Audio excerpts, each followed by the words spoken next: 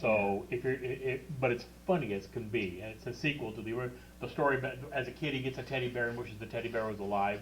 So the movie starts off with Ted getting married to a good-looking gal, right? Yeah. But anyway, there's a couple of bits in there, and they make a comment that no matter where I go to on the internet, it's always black guys members. I won't say any more than that, okay? So it's like he does a search on like favorite restaurants, and did you mean this? And it's like every time he does any kind of a Google search, that's what shows up first. And you know what? It ain't that far from the truth sometimes, you know, from what you get on that. The Apple Watch cannot perform certain functions if you have a wrist tattoo. I'm not making this up. This is a real story. There's a guy from Florida. And if you have a wrist, if you have a wrist tattoo, the ink from a wrist tattoo apparently throws off the sensors in the watch, so it can't track your pulse or read your temperature. But and this is a real issue that they're having for some wearers. The good news, ladies and gentlemen, Warm in here, Apple Steve. is aware of the Steve, problem it's warm in today. here. They came out Warm in here. with a fix. Check it out. Your watch, your lifestyle. The new Apple Watch won't get in the way because you can have all the tattoos and all of the Apple Watch with the new Apple Watch Hand. The integrated titanium readout rod will monitor your temperature and track your pulse, no matter what makes your heart beat faster.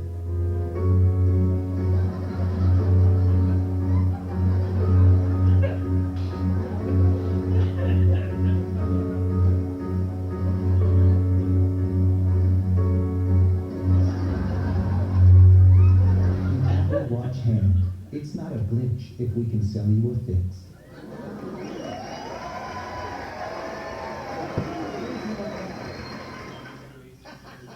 Wasn't that a great clip? Subscribe to my YouTube channel.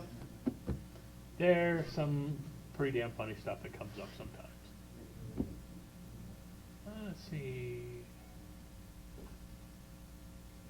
When you were scrolling through earlier, I saw one that was that good, you said know. highway. Oh, well, I'll take a look at that. We have a lot in common. We do. Yeah, we both love music. Love music, yes. We both like rap We music. like rap music, yes. You're a famous rapper. Yes, you are, I'm a classically trained beatboxer.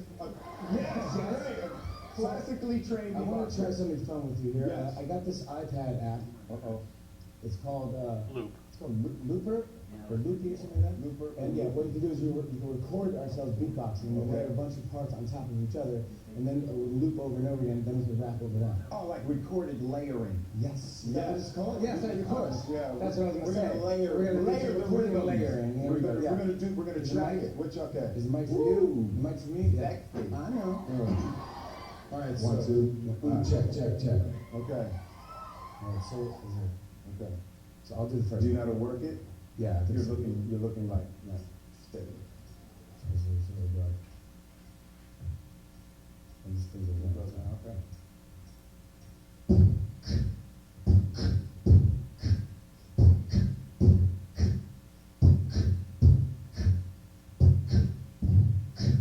Oh, that's hot. That's hot. That's hot.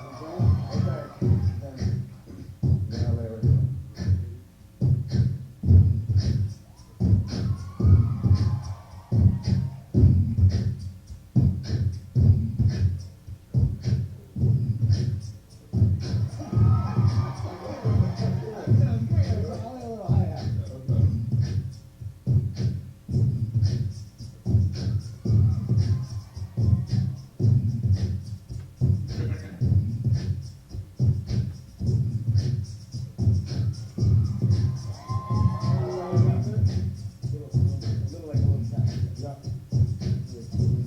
Wait till it comes all the way around. Yeah.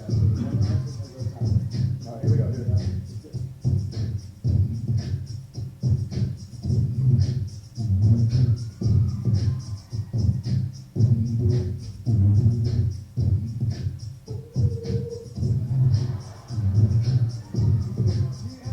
Hey, a little something extra, a little something extra. All right, now this one and two together. Ready? Okay, over here, okay.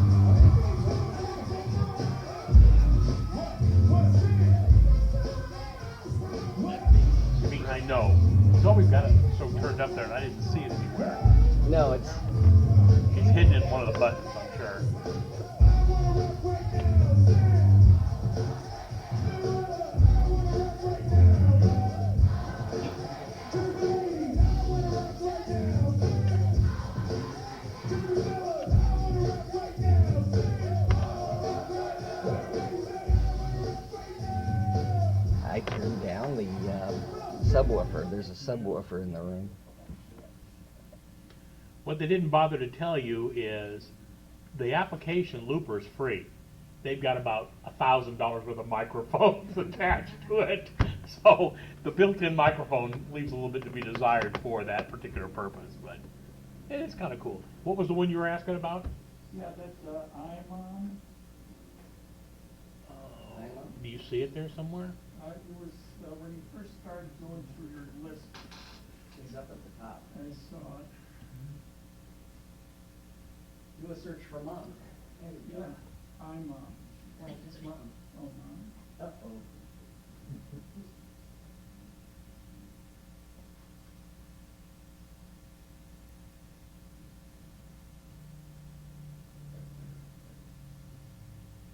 It's a little too generic, probably. There you go.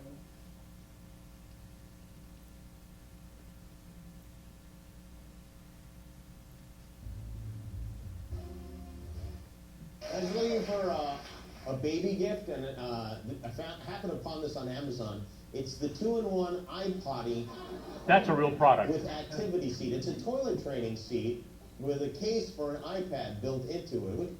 You know, if your 11-month-old has a job, or you know, if your baby is having meetings via Skype throughout the day, that seems necessary. Otherwise, I want to point out a few flaws in this device. First of all, do you want your kid sitting on a toilet for 4 hours playing games? I mean, I do that. My wife gets furious, but it took me 35 years to get to that point. And look at this. It has a stand that rotates 360 degrees, so your kid can, I guess, take selfies while he pees. I understand people are trying to make money, but do we have to integrate technology into everything? These kids are so involved with these computers, they're going to forget how to speak. They don't need to be entertained while they're going potty. I find that entertaining enough on its own. I say let kids go to the bathroom the old-fashioned way, in the toilet or in their pants. But this kind of thing is becoming more popular as young kids are becoming more tech-savvy. Last week, my 3-year-old nephew installed the new operating system in my MacBook for me. A new report that shows that 38% of children under 2 have used a mobile device. We've come a long way from that Fisher-Price phone with the googly eyes. You remember that thing? By age 8, that percentage jumps to 72%. And while some parents are careful about letting their kids get too attached to technology, a lot of them encourage it, and Apple just introduced a new product to cash in on that fact. We change the way you listen to music. We change the way you communicate. We change the way you play. And now Apple gives you the iMom.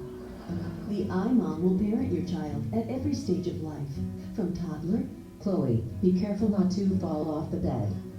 to tot, And then the little elephant shook a tree. Coconuts, coconuts, he cried with glee. to teen. Don't even think about it, you little head. iMom, because there's no I in mother. Until now. I never loved your father. Not that far off sometimes. Okay. All right. So we're going to talk about, first off, a little bit about iOS 9.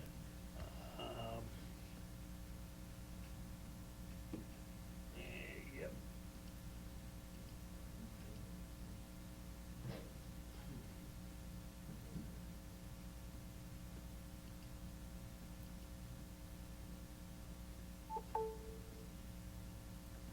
There we go. Well, I will say one thing about it. I downloaded this a few weeks back to play with it, since both El Capitan OS X 10.11. Have you used it, Stuart? El Capitan? Yes. It looks pretty good to me. Yeah. And I've got it here on an external hard drive, and we showed that last month. And then iOS 9, El Capitan keeps coming out with beta updates. I mean, it had been a month since I'd used it, and there were 2 updates that were in there. So that's good. They're getting closer to the Gold Master on it all the time. But I think the Gold Master's already been released on iOS 9, because chances are, since next Tuesday is Apple's event, where they'll probably introduce what we think is going to be called the 6S and the 6 Plus S, maybe a new Apple TV device, with HomeKit and a few other features built into it. Maybe this new supposedly 4K iMac 21-inch display, that may be another item that they're going to introduce. They will probably talk a little bit about Watch OS 2, the next operating system for the iWatch, which opens up the software development kit to a lot of users and stuff, which is nice, and adds a lot of functionality to it, to the watch. And supposedly, some of the sites are saying Apple's going to have new bands. They're also going to have a way of getting a gold and rose-colored gold watch without going to the 10 grand route. You might be able to get one that's electroplated or whatever it is. So they may make that as an offering. That's kind of a rumor right now. And then and iOS 9. So when the new iPhones come out, usually about a week after. Well, in this case, the rumor is the 9th will be the day they talk about it. The 11th will probably be the day they start taking pre-orders for the new iPhones, and the following week will probably be when they start becoming available, the 18th. If that's the case, somewhere in that time frame is when iOS 9 will come out, because it'll definitely be on the new phones. So one of the big complaints that came out with iOS 8 and even 7 wasn't so bad, was an issue as well, was that the size of the download was humongous. So if you had one of the original if you had the old 8 gig iPhone or a 16 gig iPhone, you had to make like 4 or 5 gigs available in space just to be able to download the operating system and install it. They've really slimmed this down. It's a little over 1.5 gig. So they've really added some real functionality to this, to be able to get that operating system from being as bloated as it was before down to a practical size. So that's good from that standpoint. And they've added a lot of functionality into it as well. Personally, I haven't run across anything that hasn't worked and I've only put it on my iPad. I haven't put it on the iPhone yet. Because, yeah. You tried the new photos on the latest OS? Yeah. Like, El Capitan, for example. Yeah. Does this have the plug-in to allow you to do external editing? It has some capability in it, Ralph. The hooks are in there for it to go like into a Photoshop or to a Lightroom. It hasn't been enabled yet.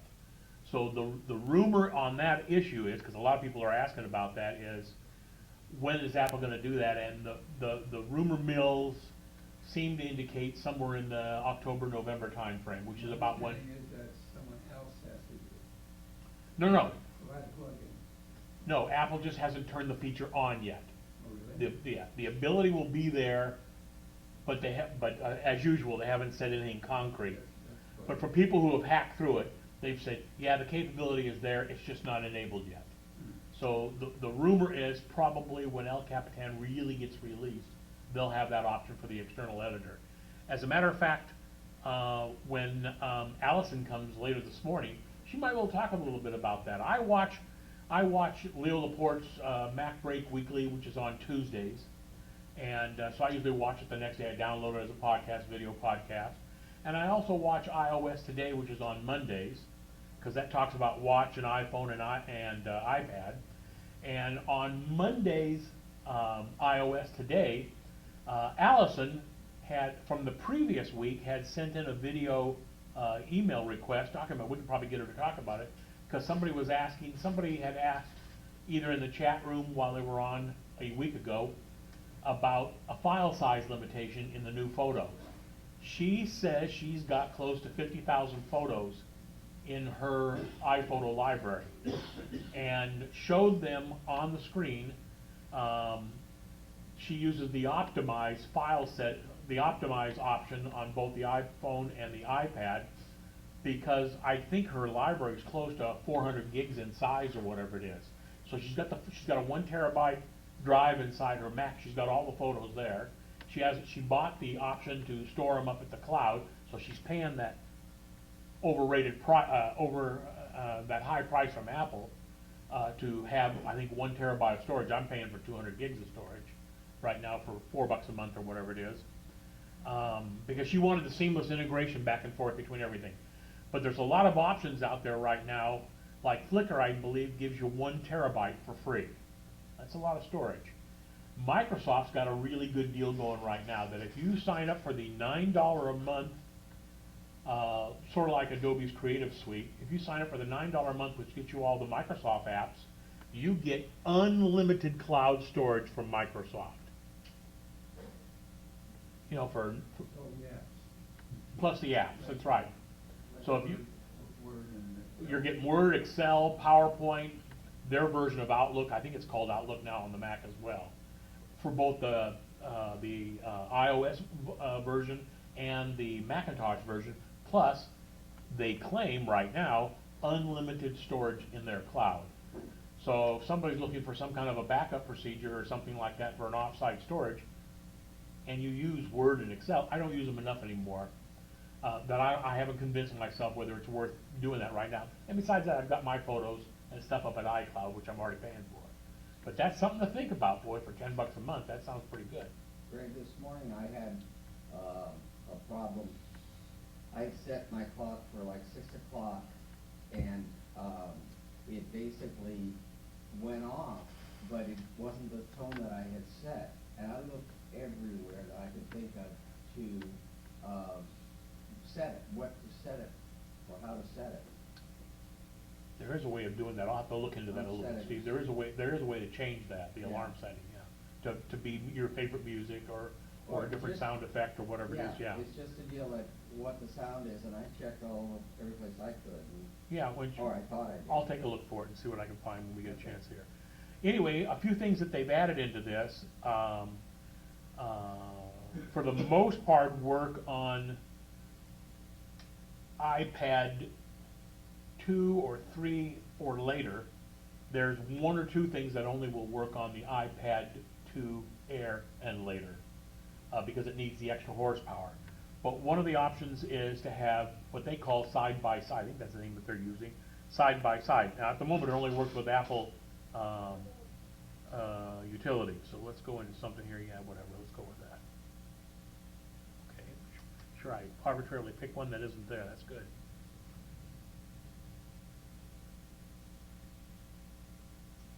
It's not connected, it says.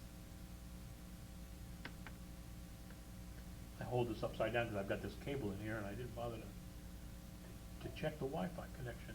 Oh, that's why.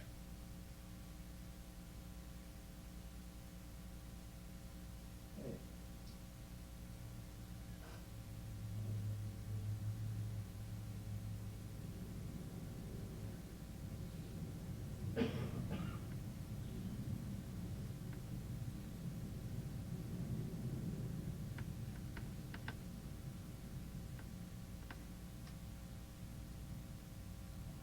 There we go. So here's this new feature, and at the moment it only works with Apple apps because the other users, the other manufacturers of apps have got to enable this. You know, it'll be an update or whatever it is. But with side by side, you literally just swipe in from the right side here, and these are the other apps that you can run simultaneously. Yeah, they're sort of running when you switch back and forth between, but if you'd like to display them both at the same time, like as an example, let's bring up photos here. Yeah, whatever. And you see this little bar right here? I can drag this over, and I can't put more than 2 on the screen. Wow. But I've got both of them up here at the same time now. That's going to be real helpful to me because Diane just took on a client, Disney in Burbank, and so what happens is I check where she is with Find My Friends, and then I got to switch over to Maps to see the traffic, and back and forth and back and forth to tell her, what's the fastest way to get home, and that will solve it. Can you drag files back and forth between them? Yes. So anything that Apple allows, you can do that. And so that's a really nice feature. So you'll be able to do that with anything on the, anything on 2 applications that are running simultaneously like that, which is kind of a nice feature. So as an example, let's go back into, what have I got going here at the moment? Okay, so let's go back into this.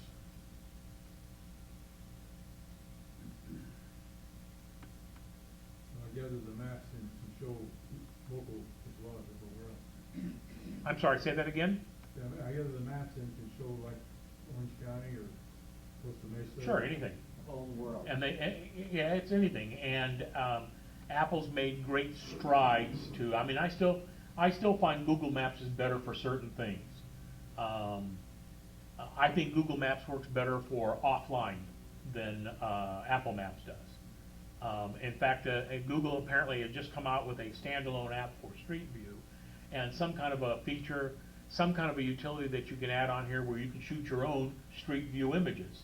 So as an example, you'll be able to take your iPhone or your iPad and do a panorama shot and upload that into Street View, and then you can decide whether you want that to be available to the rest of the people using Street View or not. So that's kind of a neat thing. I mean, I don't know whether anybody noticed it or not, but like a new batch of Android, you know, right now if you buy an Apple Watch, it only works with iOS devices. But the Android watch, the Android Wear watches, they just announced a couple of days ago that they'll be able to integrate with iPhone and iPad. Smart move on their part to not lose that $500 chunk or whatever is potential money. So I think at some point in time you're going to see an option for Apple to be able to do the same thing with other devices. Yes, sir. Hi, this is my first. Well, welcome. Thank you. The Android watches have the same limitation as other smartwatches. You can't respond to any notifications. Yeah, there's some limitations, but if you're a diehard Android fan, but you've already got iOS devices, at least you've got that option. So, hey, you know what? This is still infancy, no matter what we're talking about. I mean, the stuff has really only been around for a year, let's face it. So I think, yes, sir. About a year ago, I went out to Death Valley. A friend of mine is motorhome, and I have an iPad Air, and I could track anywhere we were at, showing the freeways, or not the freeways, but the roads and so on, exactly where we're at. Way out there, there was no signal from nothing, so it must have been from the satellite coming down. Now I try the same thing yesterday. My wife was driving, I'm in the car, and I turn it on, and it shows where we're at over here, but it's all blank. But on the right-hand side, it showed houses and streets and so on. But it couldn't get the houses and streets over to where we were. So what was happening? Did you zoom out a little bit? Pardon? Did you zoom out a little bit? Because what happens occasionally is Sometimes it has problems loading. You have to download the maps sometimes, and then you can turn off the cell or the Wi-Fi, and then it'll work with GPS. so like what happens is if you zoom up too far, that data may not exist. So like here we are.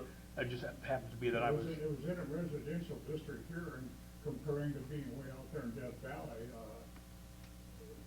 Well, here's an example, when I do find my iPhone, and let's say I find my daughter's up in, Northern California, sometimes it'll load where she is, but then the rest of the stuff, it has to get the signal and get the rest of the screen, and sometimes, yeah, it takes forever.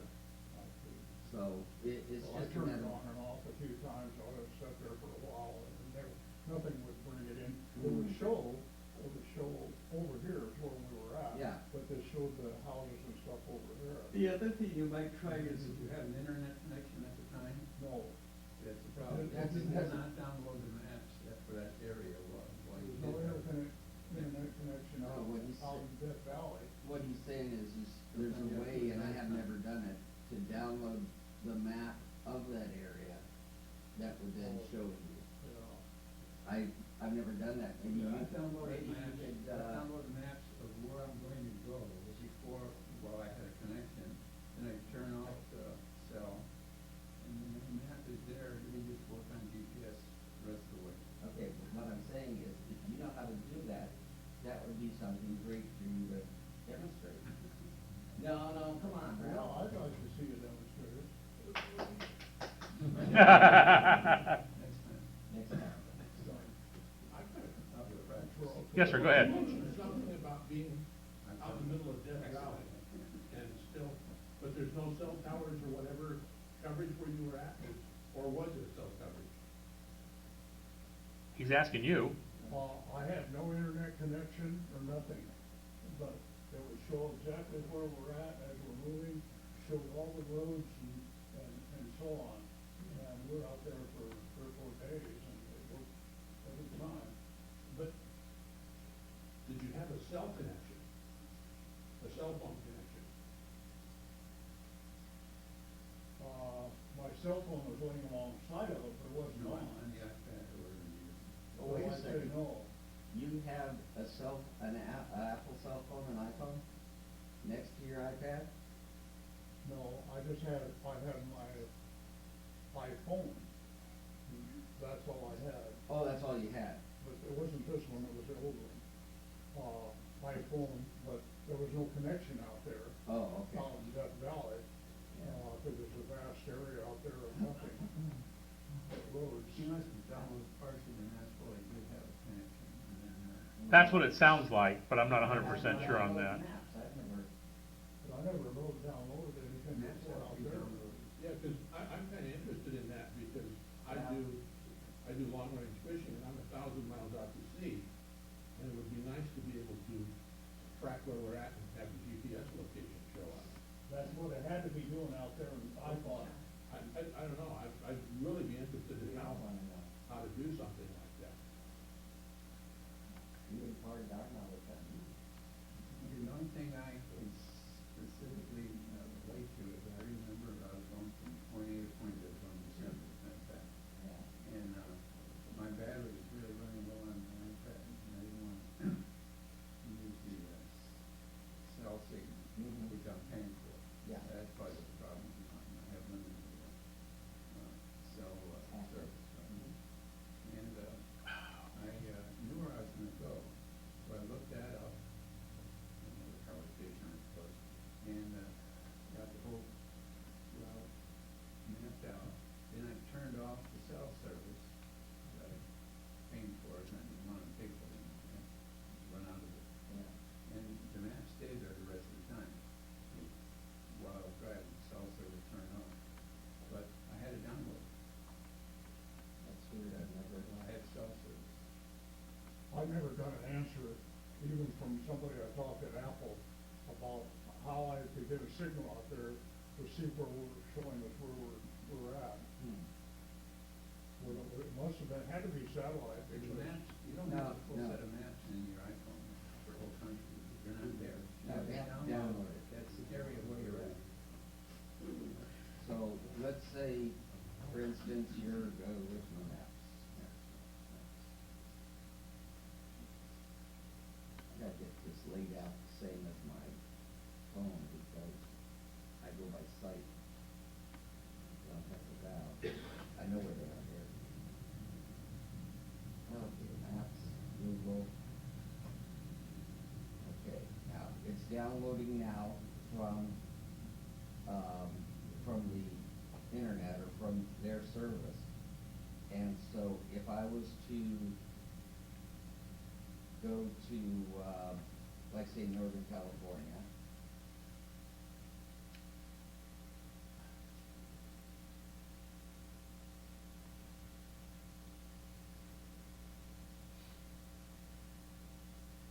okay, and then you said to turn off Google Maps? No. Oh, turn off, cells. Okay, hang on 1 second.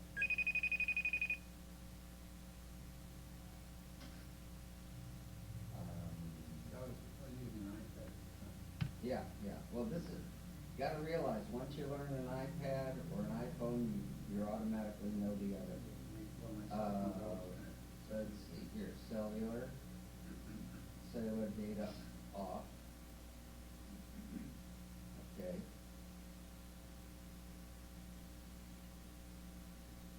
Whoa, what did that do? What you should do is set up a route first, and then, Oh, right, that's a Yeah, like restrict the- all data to Wi-Fi, including but email. they'll keep those maps in there for that long. Huh, okay, I'll try it Well, I was gonna show you about playing a movie, but it's bright, but the only movies I have are, pardon? No. No, the only movies that I have, first off, it only plays stuff that's, within the, that can be played with the built-in QuickTime player. Uh-huh. So like VLC movies at the moment won't play, in the split screen arrangement yet until VLC gets updated. So that takes care of that issue. And I didn't think about putting a movie on here that was non-Apple DRM before I left home. I didn't think about that. Oh. So what happens right now is if I come over here and choose movie, Columbus Circle happens to be on this iPad, and I go to play it, cannot play movie because of the connected device. It's recognizing that I'm projecting this up on the screen, and the digital rights management says you cannot play a video through an Apple TV. You probably could, but this way it's recognizing you might be playing it like at a bar or someplace like that. What if you unplug your? It'll work fine. It should work. Frank, I'd be interested in hearing what you. Oh, see. So one of the features that it's got here is to do, and I'll have to show it this way. Come on.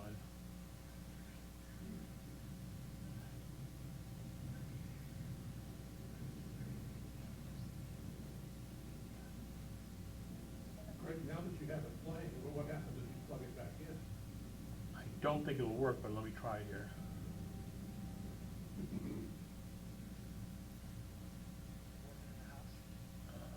How do I break that out?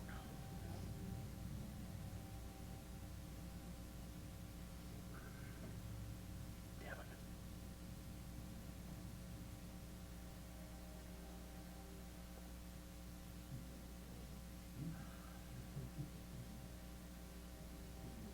Give me a moment here.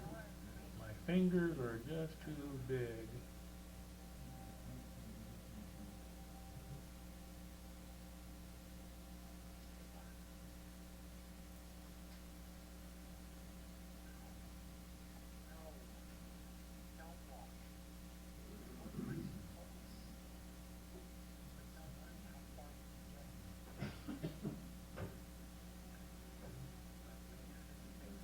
There we go. So kind of hard to, I picked a bad example, but with an iPad Air 2 or later, because it needs an A8 chip or later, you can play a movie and have it float in the screen above at any one of the four corners. If you just get it nearby, it's going to roll to a corner. And you can adjust the size of the picture. I think that's the maximum in size, but I can make it smaller. So if you want to answer emails while you're still playing your video or whatever it is, you have that option. Obviously, all the new iPads are going to be able to do that as well. And then if I click the X button, that just puts it back into the environment over here, where I'm looking at the regular split screen. But that's kind of a waste of real estate. Yeah. So that's why they chose to break that out like that. That's kind of a cool little feature. I wonder what it would take to go from 2 to 4. 2 to 4 what? 2 Windows to 4 Windows. I'm sure it's pure processing power, so and I think it would probably depend on too what the application is, Steve. Yeah. So I have no doubt at some point in time, especially with the supposed rumored iPad Pro, the 12.9 inch or whatever the heck, one that may or may not be talked about next week, they might have an option for that. So, but again, Apple's so tight-lipped about this stuff that you'll never know. It's amazing how Oh, that brings up an interesting point. There was a reading on the rumor site yesterday. There was another, like we need another one. We know in October, I think it's October 11th. I think it's the anniversary when Jobs is the 4-year anniversary of his death.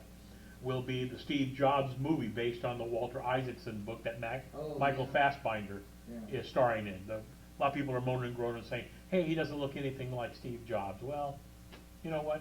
I don't know if that's necessary so much. I mean, Ashton Kutcher looked sort of like him. Noah Wiley, when they did the Pirates of Silicon Valley, looked a lot like him, I thought, when they did that movie 15 years ago or so. That's when that movie comes out. That's the one based on the Aaron Sorkin screenplay.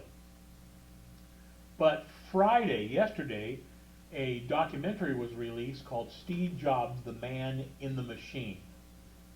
And I read about it on Cult of Mac or one of those websites, and decided I wanted to go look at it. So I went over to the iTunes store to see if I could buy it or whatever. Well, you can rent it. It's $6.99. A little high, I think, for a documentary, because most of them are like 99 cents or $1.99 or whatever. It's 2 hours long. Marcia and I watched it last night. It's actually pretty good. It's strictly done from archival footage that they've got of Jobs. Obviously, then they brought like his oldest daughter Lisa, who he didn't acknowledge for a long time. They brought back Lisa's mom, and she talked a little bit about the situation between her and Jobs. And here was this guy that was a multi-millionaire and always moaned and groaned about the fact that he was adopted. You know, nothing against his parents who adopted him, but about his birth parents. And yet he had a daughter that he wouldn't acknowledge, even to the point they had to do a DNA test to force him to realize that she was in fact really his daughter, Lisa. And it took years and years and years before he got his head together on that one. So that was interesting that they talked about that. So they talked about the brilliance of the man as far as being able to con people into stuff. Then they also talked to people who were around him at the Macintosh days who lost their families as a result of his driving attitude for getting things done. That it was not uncommon for people to work a 24-hour shift. Mm-hmm. And one guy, I forget his name offhand, but one guy said, half the people that were there that I worked with hated me because I would be there 24 hours, and they'd go home, and the next half would come in and hate me. You know, and so if you put Steve up on a pedestal, you probably won't like this. But if you want a more true realization of what he was really like in the real life, I think it's a very good documentary, and I think it's worth watching. So interesting enough, I did a Google search on Steve Jobs, the Man in the Machine, and it was available from multiple locations, and everybody had it for the same rental price, $6.99. So you might as well rent it from iTunes if you're gonna rent it to see it. It's actually playing at a couple theaters in the area, small little like art type theaters or whatever it is. So if I had my choice, I'd probably go see it in a theater, but it was okay watching it on TV because it was something we could both do. So okay. They've added a couple of features which you've seen some of these show up. Are you connected, Rick? Yeah, it probably makes a difference, doesn't it? No. Wonder why that screen went dark on me there.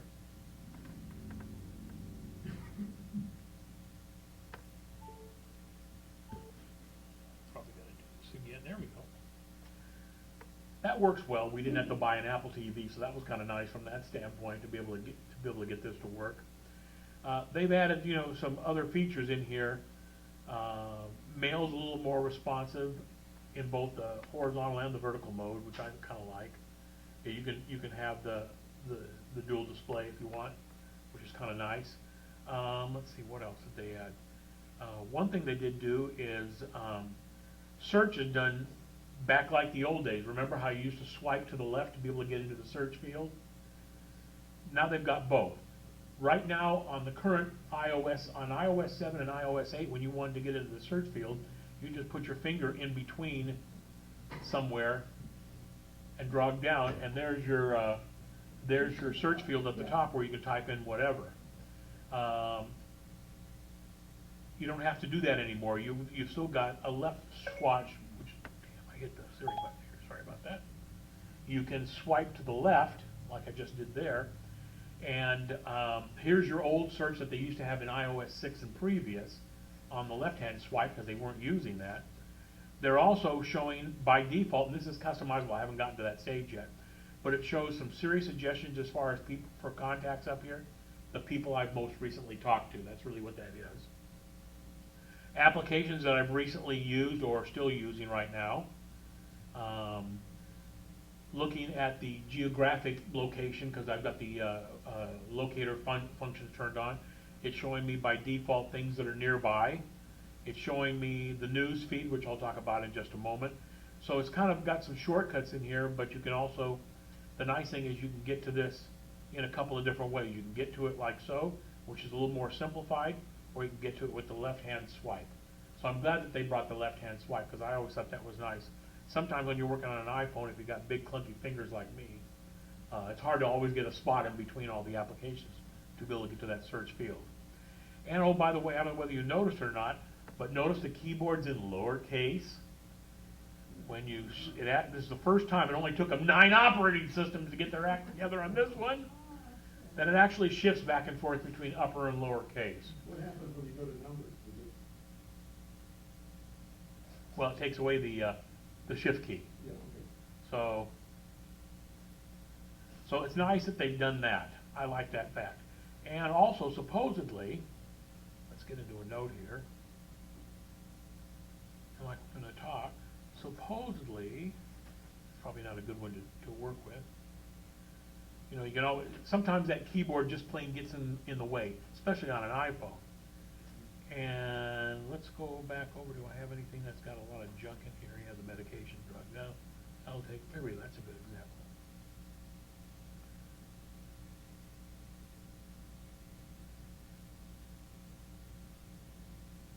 I can actually put my fingers on the keyboard. Notice how it's blanking out? And I can scroll with my fingers on the keyboard. If it's 2 fingers or more, I can scroll as if the keyboard wasn't there, so that I can shove the text up into a place where it's easier to work with. Yeah, Corky? Well, talking about the keyboard, you went QWERTY, which is the standard that everybody uses. I'm sure you've heard the stories or history about it. Nobody gives a rat's ass about Dvorak keyboards. Well, Let's move on. Let's be in the real world, Corky. I finally talked to somebody at Apple about it, and the reasons why it's efficient. Good luck changing 7 billion people's minds. I'm not talking about changing people that already know how to type. I'm talking about people that are just now learning. And Good I luck. talked to somebody at Apple, and once I explained it to them about it, they sounded very interested. Because it's easy to have the keyboard, and now you can select which one you want. You want the QWERTY, which is what we. And you know what? You can do that now. You can do that. You can do that yourself. You can get an app that gives you a Dvorak or whatever keyboard you want in about 50 different languages, so you can get that as well. You can get the SwiftKey, which is another keyboard alternative, which has got some really nice features. SwiftKey allows you to do things like, as I'm typing here along like so, SwiftKey allows me to actually put my finger, let's say on the letter H, and slide it over to G and hold it for a moment, and then slide it over to E and hold it for a moment. I don't have to lift my fingers up off the keys if I want to continue typing. I just have to momentarily hold over them while I've got my... So, I mean, there's a lot of alternatives out there. Yeah.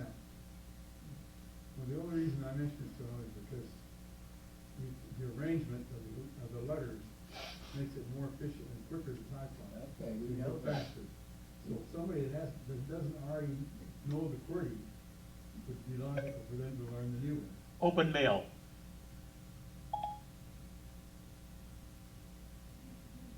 I don't know how much longer we're going to be using keyboards. That's what I heard. Open maps.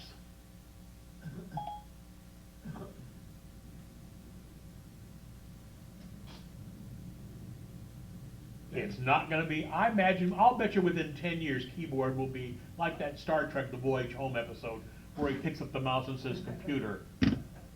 I just don't think we're going to be using keyboards that much longer, I really don't. They're getting better and better at being able to recognize this stuff. I'm sorry, Steve, go ahead. What I was wondering, Greg, is where can I find a list of what we can say to Siri? Like, for instance,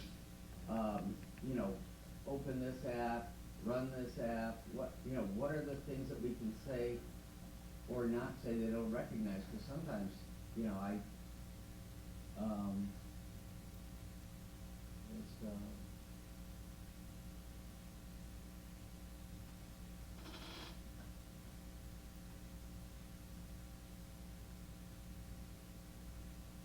I know there's an actual document out there somewhere. okay, so just go Only the funny crap is listed here. Yeah. Oh, this is a good one. I like this. Siri, what can you tell me about the upcoming Apple event? I didn't find any events about Apple in the next 3 months. There was one that she was supposed to say, I can't. What's new? What's happening on April 9th? April 9th, good. Here's some news for April 9th. No. What's happening on September 9th? You have a couple of events for Wednesday. Say, what is Apple doing on September? What is Apple doing on September 9th? Apple's website may be able to answer your question. I know on iOS today, they must have asked about 10 or 15 variations of that, and it kept coming up. They obviously recorded this specifically for this purpose. It kept coming up with really ambiguous answers. Because if you know, if anybody who's seen what the invite looks like for April 9th, Siri, it looks like it's going to be a highlighted thing. And one of the rumors is the new Apple TV that comes out, which the guest price will probably be $149, will have, because it's going to have an dual-core A9 processor in it, supposedly. It'll probably have 16 or 32 gigs of RAM rather than the 8 gigs of flash RAM that's in it right now. It's slightly bigger, so it's got to accommodate something. The remote, you know, the Apple Silver remote, they don't have one here. The Apple Silver remote will have some kind of gyroscopic crap built into it, so you'll be able to use it for gestures or whatever, and a microphone. So that, and supposedly there'll be an improved user interface. So, and there'll also be an app store available for Apple TV, supposedly. This is all guess on everybody's part right now. So supposedly you'll be able to pick up the remote and maybe even say, find Avengers: Age of Ultron. And if you've subscribed to Hulu, and you subscribe to Netflix, and maybe you've subscribed to Amazon Prime, and all that information's already been put in there, it will find that plane somewhere on the choices that you have, if you're authorized to play that. So rather than you having to remember, I think it's on Netflix or I think it's on whatever, Siri will do that automatically for you. That's why they've got supposedly a microphone built into it. So that'll be kind of interesting to see what they do from that standpoint. Yes, sir. The second generation and third generation Apple TVs will still be able to work, but you won't have the Siri option. The new interface will be able to work. When they have streaming TV services, hopefully sometime next year, that'll still work. But it doesn't obviously have the voice or that gesture control or whatever it is. Yeah, you're right. I think that sucks. But you can use a wireless keyboard, and by the way, you can. I don't know whether people know this or not, but I don't know if I've got it on here or not. There we go. That'll come up and give me an error because I don't have one. But you can get this free app from Apple, Remote, which gives you remote on your iPhone or your iPad instead of that silver remote from Apple. And now you've got a full, so when you go to a keyboard and you want to do a search for something, rather than scrolling up and hitting A and scrolling down and hitting F and then scrolling over to the right and hitting whatever, you can just type it right in. It'll be even better with the newer style where you can actually say, find it for me. It would make the remote, got to remember Jobs' mentality, simplicity, so he wanted the least amount of buttons possible, so. Yeah, after a while you sort of get used to it because it does remember a little bit of what you're doing. I mean, my wife, we just finally got on Uverse, we finally got the Hallmark channel back. And my wife has a Hallmark channel 3 because she's got such a busy life right now doing nothing. And so she's recording every friggin' Hallmark thing there is. Well, after about the third or fourth one on a Saturday or Sunday, I'm a little tired of watching them. So my newest thing is go back and watch 35 years, I can't remember, it's been that long since Cheers first debuted. And I've started watching Cheers from the beginning. I'm almost finished with season 2. And Netflix is smart enough that whenever I go to Netflix, it says, because I've got it set up for myself, my wife, my mom, and my dad, because they're on my account. They never use it, but they're on there. So I click on Gregory, and it shows me new crap, but it also shows down here in the bottom, well, you were watching the 5th episode of Cheers. Do you want to continue on from there? I think that's a really nice feature. And it picks up wherever I left off at. So that'll be nice to be able to do that wirelessly. Yes, sir. Cheers? Yeah, but you got to buy it or rent it. I'm already paying $9 a month for Netflix. I might as well watch it for free. In fact, I've gotten a lot better about. I check Netflix is the only third-party service that I've got right now. So I check Netflix before I bother to get a copy of anything, because chances are it'll already be there now. There are some exceptions. You might have read the other day that Netflix has lost, couldn't negotiate a deal. It wasn't Paramount, no, it was CBS Entertainment, or one of them. I'm not sure who it was, but they couldn't negotiate a deal to maintain the options they had with one of these movie studios. So I guess at the end of September, some of the stuff disappeared. They'll put something else in its place, and it's rolling over to Hulu. But I guess whoever they were dealing with wanted like double the price, and Netflix was going to have to like raise the price by a couple of bucks or whatever per month for their subscribers, and decided that's pointless. So, oh well. Let me see. Give me a moment to check my notes here. Oh sure, nice move.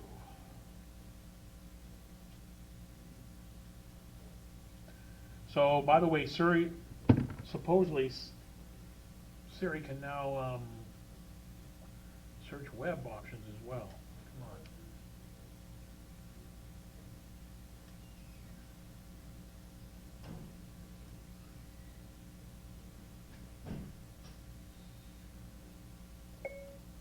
Come on. Go to OACC.org. Guess you have to spell it right.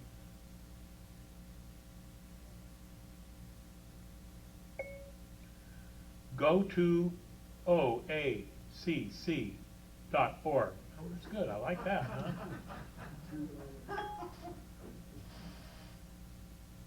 Didn't want that anyway, huh? Orange Apple Computer Club. Go to website Orange Apple Computer Club.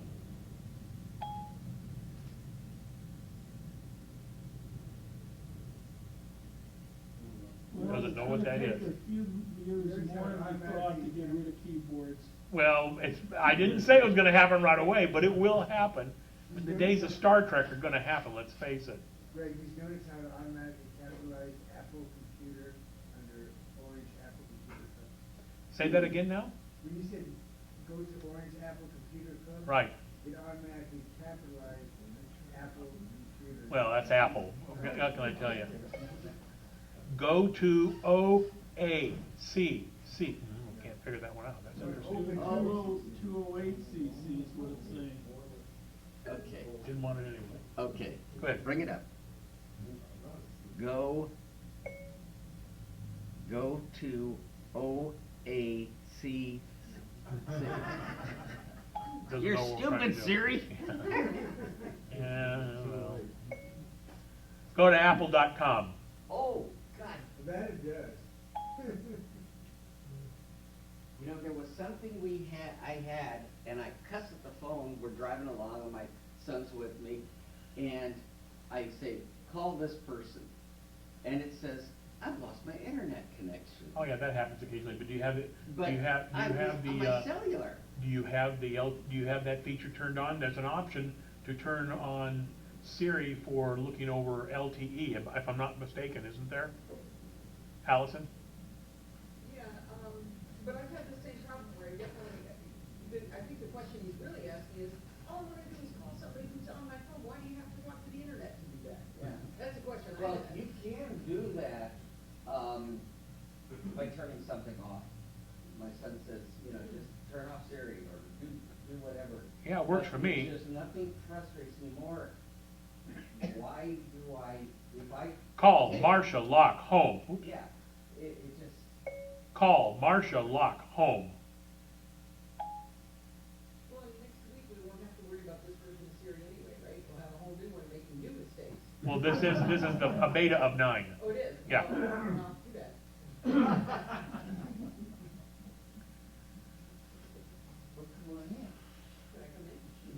Well, in fact, I'm going to go ahead and table this. Why don't you come on up here and get set up? Hey, by the way, I was telling everybody that I saw you Monday, video-wise. Hi, Steve. I saw you Monday. Hi, Alice. I guess I should say hi. Yeah, hi, how you doing? Good to see you. How you doing? On iOS Today, I saw your little video alert with, yeah, I got with another Leo. one for him for this. Oh, is that week, right? yeah. That's good. That was cool. I gotta help them out, you know. So what do you need set up? I'm gonna go ahead and set up my Mac Okay. and plug in my iPhone. Hi, everybody.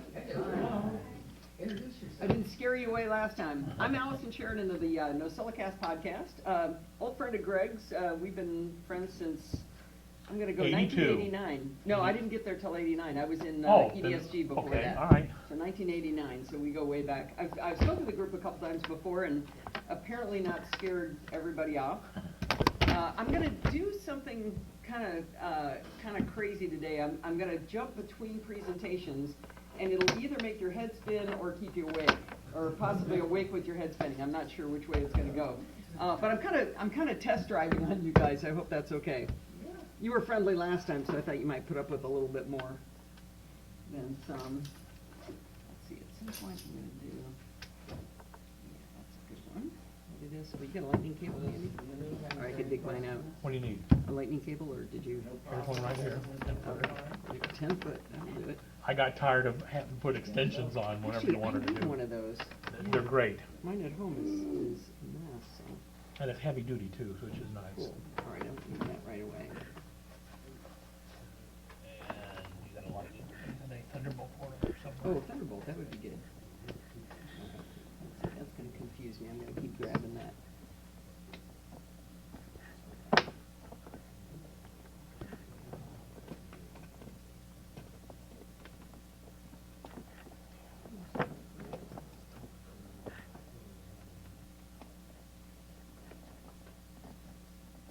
Oh, come on.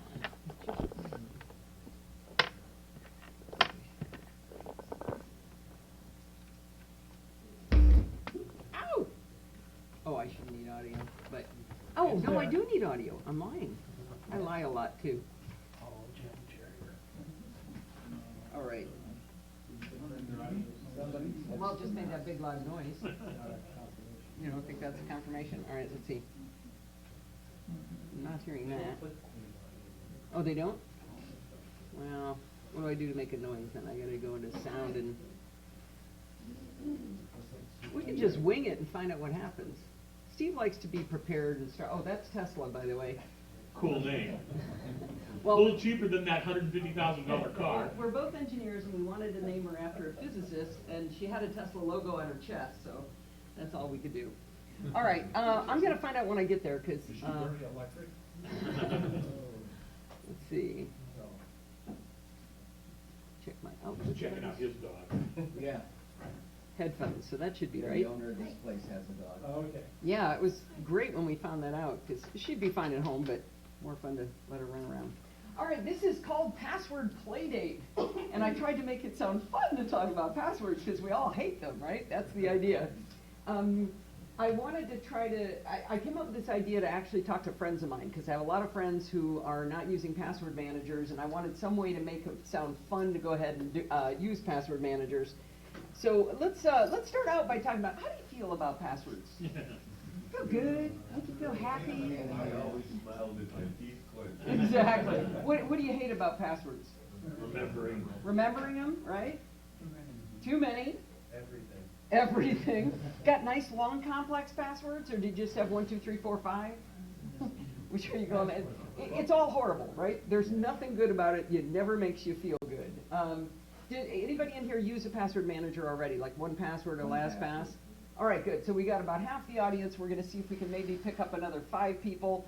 I did this presentation a while ago and to another user group, and I've modified it significantly for you guys because I want to see if I can up the percentage of people who actually think this sounds like a good idea versus the kids today and their crazy ideas. So this is going to be an ambitious presentation. Like I said, we're going to jump around.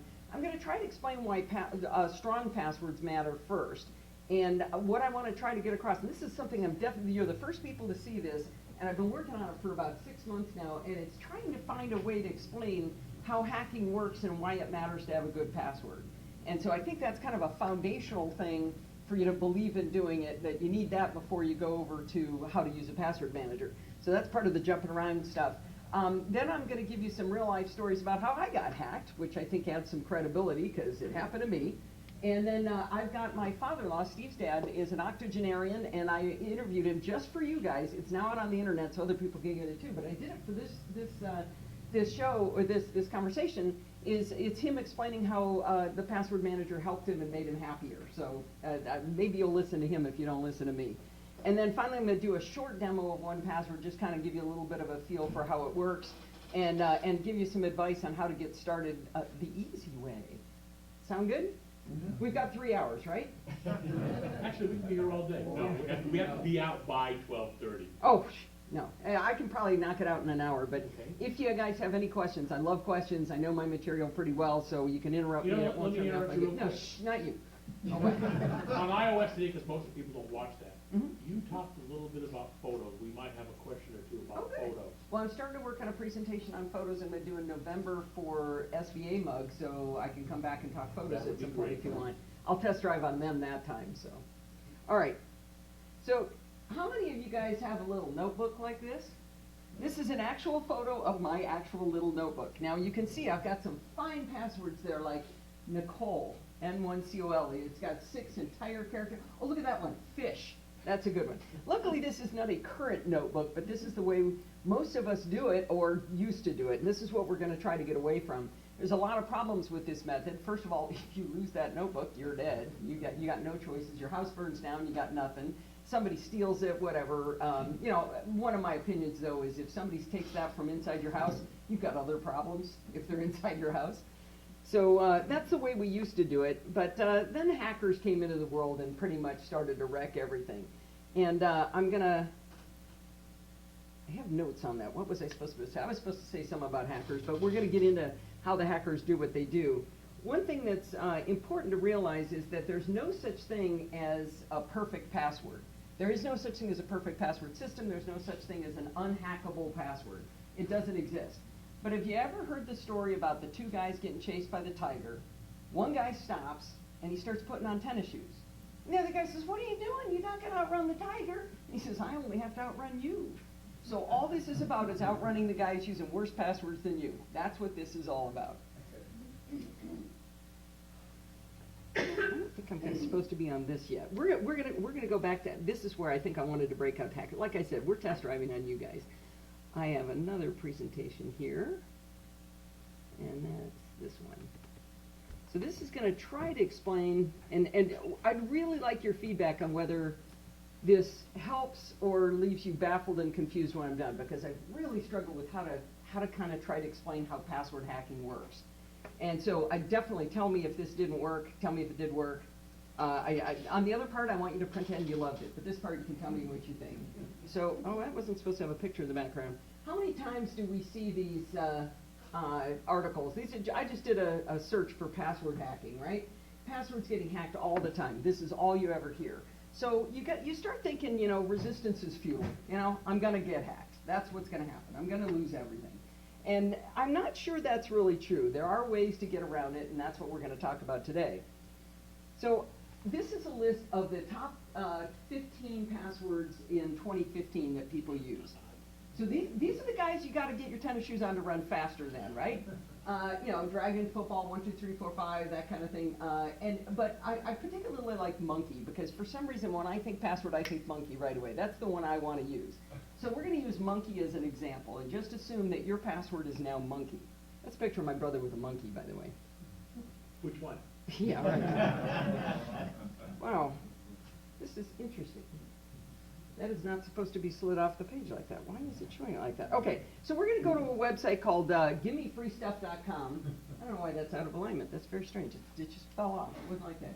All right, so GiveMeFreeStuff.com. My email address is bobsyouruncle@mac.com, and I'm going to use my super great password, monkey. Let's hope the rest of these aren't falling off, because it'll get worse. So the way, let's assume GiveMeFreeStuff.com is amazing at security.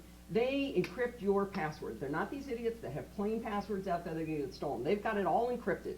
So they run it through an algorithm where they mash it up and they add all kinds of junk to it and it squirts out the other end.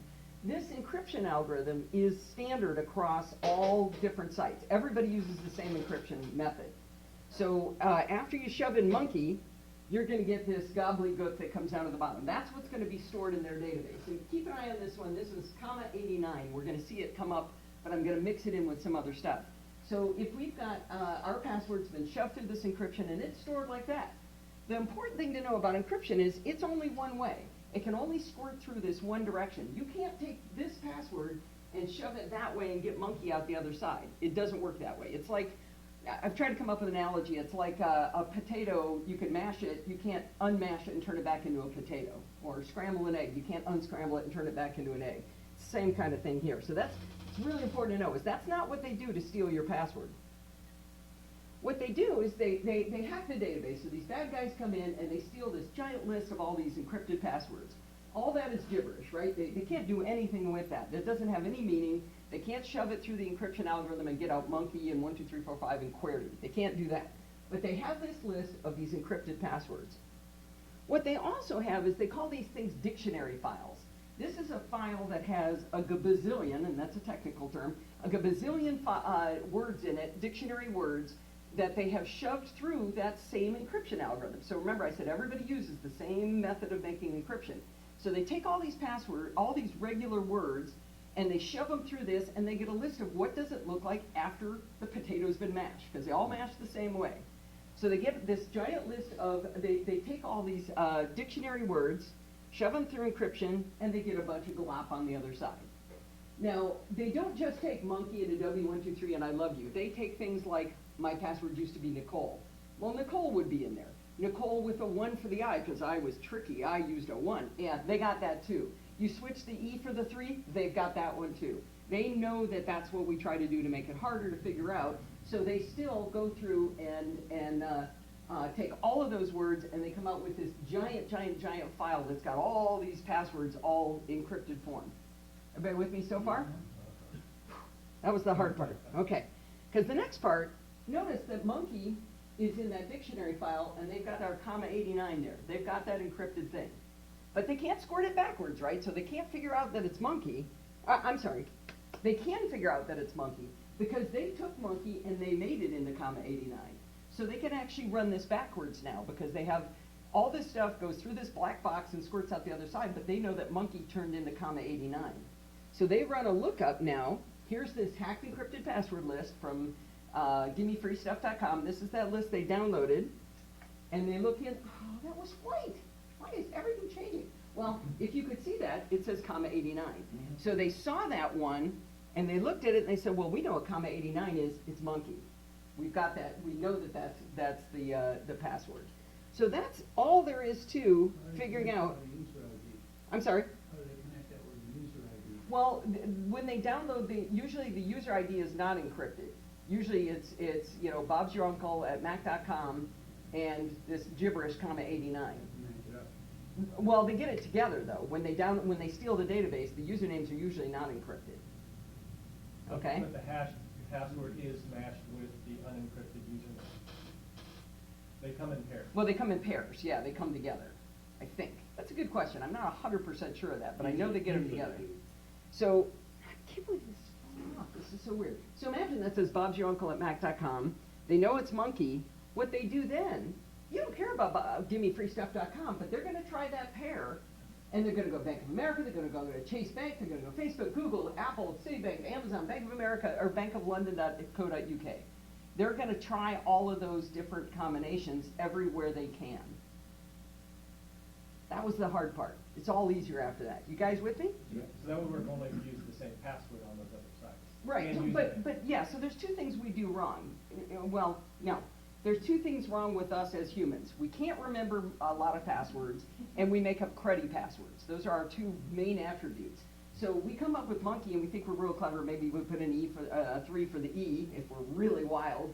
And we use that same password everywhere, because it's too hard to remember. We're not designed to remember these complex things. We're not, I can't remember my daughter's name some days, so I can't be expected to remember a lot of stuff here. All right. Is it Nicole? Yeah. No, but her middle name used to be. All right, so now let's go back here. Let's see, we were done with that, and we're going to go here. So I thought you had the tiger in there for the people out in the Inland Valley that got the tiger cub. Oh, no. It was yesterday. Okay, so let's talk a real-life example.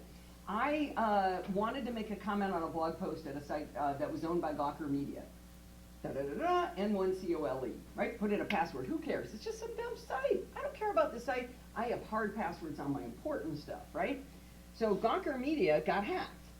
And they went out and they checked that username and password pair that I had everywhere I had. Now the sad part of the story is I already had a password manager, and I went through my really important stuff, my bank, my credit union, my credit cards. I changed all those passwords, big complex things I could never remember. But I looked at Skype and I said, Skype, I'll just get another Skype name. How hard is that? Not that many people know what it is. I blast it out to a dozen people, I'm good. What I forgot was that I had tied my PayPal account to my Skype account so that I could load it with minutes. Steve and I went to the gym, came home. Luckily, I got on Skype right when I got home, and I only get on Skype once a week. Got on Skype once a week, and $140 was gone from my PayPal account. Now, the good news is PayPal covered me, which shocked the heck out of me. I didn't think they were like a real bank, but they are like a real bank. You can dispute charges. Somebody called India the whole time we were down in at the gym. So this is a real-life example of where they took my username-password combo pair that we talked about and ran it through that encryption algorithm, found it, and just started trying it everywhere. Now, luckily, they weren't in my bank. They weren't in my credit cards. They weren't in anything really important, but I could have lost a lot more money if I hadn't noticed it right that day. So I like to tell this story because it's not because you're, well, I was going to say it's not because you're stupid. It's because you're stupid just like me, if that's the case, that if we let this kind of thing happen. Today, in the old days, it was just too hard. Now we have an easier way of doing it. So we have some simple ways to make this work, and that's why I'm here to talk to you today. All right, there are several password managers. The two big ones are LastPass and 1Password. And they have different attributes. I'm going to talk mostly about 1Password because that's what I use now. I used LastPass for a couple of years. It's a great program. I have nothing against it. I had a little problem with it that nobody else seems to have, so I switched over to 1Password. I'll give you kind of the attributes. LastPass is probably cheaper overall. 1Password has better user support, significantly better user support. It's more user-friendly. It's more Mac-like. It's pretty. They both, I know 1Pass, that's what I use. Do they have it for iOS as well? Yes, LastPass? they have it for iOS, and we'll do a little bit of demonstration on 1Password, but we'll show you what you mean. So it's cross-platform. They both work everywhere. Android, iOS, Windows, Mac, Windows Phone too. Windows Phone too, I think. At least LastPass is Windows Phone. With LastPass, you have to store your passwords in the cloud. With 1Password, you do not have to. Encrypted. So when you put your passwords in, they call it a vault. So you put it in a vault and you lock it with that 1Password or that last password, whichever way you want to say it. That single password you have to know, and then that encrypted vault can be stored on in LastPass is always stored on LastPass's servers, but they've been hacked and nobody's ever gotten a password out of it. LastPass has been hacked, and they said, hey, maybe you want to change your master password, but nobody got any data because they don't have your master key. They do not know what it is, and they cannot unencrypt it for you. So in both cases, if you lose that single password, you're done. Nobody can help you. You have 1Password, and that's all you have, and nobody can help you. So that's good. It's a good news, bad news thing, right? You'd love to be able to call them up and ask them, hey, can you recover my password for me? But on the other hand, you don't want Greg calling up and getting your password either, so you got to take the good with the bad. I should point out real quick, in most cases that do have a recover, they can't see what your password is. All they can do is reset it to something temporary. Yeah, but I don't think these do. Not to my knowledge, neither one of these services do. So now let's think about that. So we've got our password manager database up in the cloud, and the hackers get it. There is a probability greater than 0 that they could hack that database. Remember I said there's no perfect password, there's no perfect encryption. There is a chance of that. But let's compare that to, what are the chances that you wrote your passwords down in a notebook? Yep. What are the chances that you used the same password twice? Yep. What are the, I mean, Steve says I can't say 100%, but I'm going to say it's 100% that you've used a bad password, you've used it more than one place, or you've written it down where it's not safe. That's 100%. This is a number way smaller than 100% that this could happen. This is in the millionths of percent. This is in the, it would take 10,000 years, more than the lifetimes of everybody in the room kind of percentage that you would get hacked. Yeah, question? A couple of days ago, listening to the radio, I heard a comment that the guy was saying that even a computer not on the internet can be accessed by a hacker. So that kind of blew his mind. He didn't realize that could happen, but it did explain. Yeah, well, there are things like, this might get political, but there was a hack of the computers that run the nuclear reactors in Iran, And the way it was done, and there are people who believe we did it, I don't know either way, but the way they did it was they got somebody to stick a thumb drive into a computer. So you can hack a computer using a thumb drive. You can hack it, so public access computers, like at a hotel where they've got a little lobby, you can sit there and play on the computer. Somebody can put a keylogger in there that can collect your password where it wasn't even your computer that got hacked that way. So yeah, there's hacks everywhere. But hacking this database would take tens of thousands, millions of years. It would be really hard. Here and there. Do you think that having passwords on, I don't know, some kind of a notes program is more dangerous than on a physical small notepad? Because it's on the computer versus outside? Yeah, I would say so. It'd be worse to have, like, I know people who keep it in Excel. Okay. Well, yeah, except if your computer got hacked from the outside, they could get to that password database, whereas the notebook, they'd have to actually be inside your house to get to it. Yeah, in some ways but you're also in danger of your house burning down or losing the notebook or forgetting where you hid it. And you're going to see something from my father-in-law on that. Yeah, oh wait, he was next to me. Yeah, I don't use this, I just use the Apple keychain. How secure is that really? Here's the thing that bothers me about the Apple keychain, and nobody's been able to dispute this to me, is what kind of password do you have on your iPhone? On my iPhone? You have like a 4-digit code? 4-digit, yeah. That means you just secured all of your passwords with a 4-digit code. That's a lot easier to get into than a strong, long, single password. Yeah, it's only 10,000 different choices. Yeah, I mean, it does mean maybe physical access to your phone, that sort of thing, but I don't put anything in keychain. I think some stuff leaks in there when I'm not paying attention. I'm pretty sure Apple's like, but whenever it says, oh, do you want to store the password to this website? Do you want to store that in keychain? I don't say yes. I mean, it's probably not terrible. It's better than a lot of other methods, but it bothers me a little bit to have it behind a 4-digit passcode. So I could tell you, well, you should use a long, complex password on your phone, and then your head explodes because that's just so annoying, right? Yeah, but the password I use for keychain is, I think it's 9 or 10 characters. But if keychain syncing goes from your Mac over to your iPhone, right? No, actually, I don't have them synced. I haven't been able to figure out how to get By them. default, it's in your iCloud account. Well, yeah. I know, but I haven't been able to figure that. Okay, right. So, but it leaves you a little queasy, right? Because you're like, is it there or is it not there? If you don't have it on your phone, then that's kind of a pain, right? Because you don't have your passwords with you when you're out and about. That's where you do need to make a decision of whether or not you want to store your vault in the cloud or not. I personally store mine in the cloud. I believe and trust this, and enough security experts have said it's good. You're not talking about Apple Keychain. I'm not talking about Keychain, yeah, my password manager. For 1Password or LastPass, I would keep it in the cloud because then on my phone I can get to things securely. Now, I've got one of the newer phones that's got Touch ID, and it makes it a real dream to get in and out of 1Password because you just stick your thumb Does out. that work, by the way, with LastPass? Yes, it does. Yes, it does, yeah. I hope that answered your question. Yeah, oh, sorry, right. I use 1Password for accounts and credit cards and stuff like that. Yeah. For 1,000 other places I go. I stick the passwords for those in an encrypted file on my computer. But why not just put it in 1Password? Because I don't want the big 1,000-long list to search or find it. Wow. So he's just saying he's got so many things. Yeah, but you I'll show you. I'm going to do a little demo. Out in one I'm going to do. have multiple vaults. I've got a little demo that I'm going to show where you can see how easy it is to get to that. So he brings up a good point.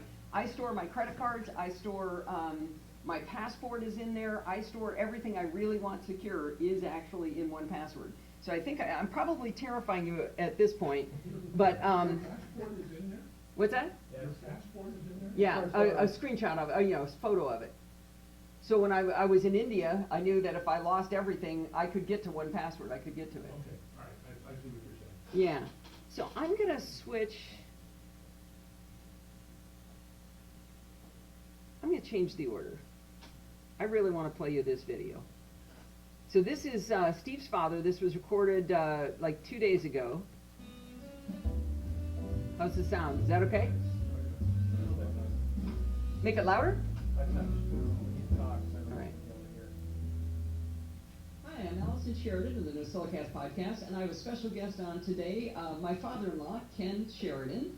And Ken has agreed to come on to talk to us about 1Password and how it's maybe made his life a little bit easier and how we talked him into using it and what it's been like for him. So Ken, welcome to the podcast. Well, thank you. I appreciate your honoring me. Well, I wanted you to talk a little bit about what your life was like before having 1Password, a password manager to take care of your passwords, and then after that we'll kind of talk about how it changed after you got 1Password. Oh, it was terrible before I got it, but it's much improved, yes, because of 1Password, and there's several reasons. So what was difficult for you before?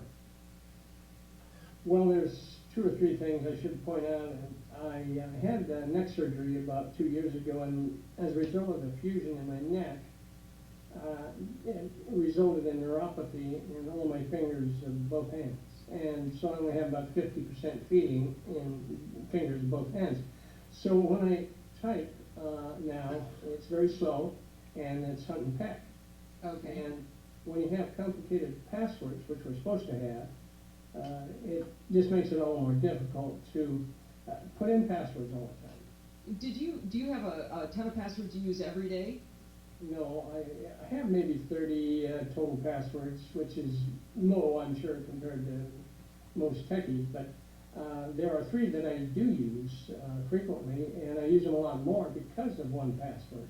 Those 3 are my 2 bank passwords, 2 separate banks, and mutual fund password for all my financial transactions, and those are very critical, and I never used to check those regularly every day, but now I do, because it's so quick and so easy to skip from one to the other once you're into 1Password. Instead of putting separate passwords in, I used to check them once every week or 2. Now I check them every day. Just because it's so much easier? Activity there that's possibly fraudulent.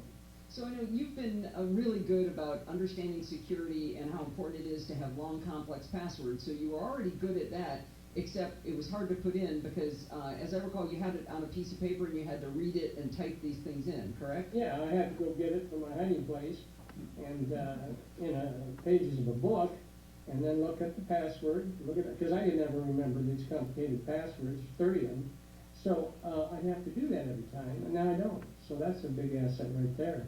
I like that. I like that. Now, one of the reasons I wanted to bring you on, you said I had permission to tell people your age. You're 80 years old now? Yes, I turned 80 March 6th this year. Hot dogs. So what was it like going from the piece of paper to using 1Password? How did that happen? Steve, and you, of course, influenced Mostly Steve. Pardon? Mostly Steve, I think. I'll give him credit. Your son. Well, he's the one that set it up, but you kind of suggested he do that for me, so which I appreciate from both of you. Now, let's see, back to the question. So what was it like being converted over? How did you get used to it? The initial setup was what was difficult Okay. for Steve, because he did it, and it's rather intricate in some respects because I wasn't used to it. So I basically just watched Steve set up 1Password without doing it myself. I gave him the information, but Steve did it. And so for anyone new at it, that's the only hard part. Right, right. So once you got into it, you got pretty used to just. I think you do you right click to enter the passwords? Is that what you do? You don't have to do that anymore as a result of some changes that the mutual fund and I guess the banks made. Now I just click once or double click on the individual account, and then it opens, and then I click again because the passwords and the ID code's already in there. So I don't have to. Basically, it's a 2-click job now. Wow, that's fantastic.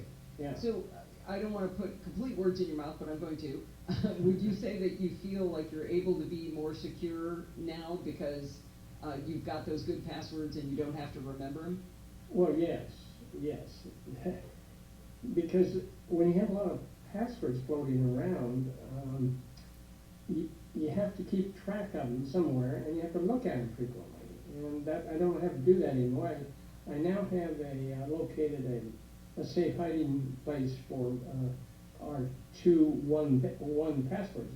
My wife Marie has one, and I have one. We have them recorded on piece of paper in our safe deposit box at our bank. Oh, that's a good idea. So if anything should happen to either of you or both of you, then your heirs could get a hold of the accounts and Yes. be able to get in. Yeah. So that's fantastic, Ken. Well, this has been great. That was pretty much all I wanted to ask you about, and I appreciate you coming on and doing a little testimonial for everybody to hear what it's like to use a password manager. Yes, well, thank you for letting me be the star of the show.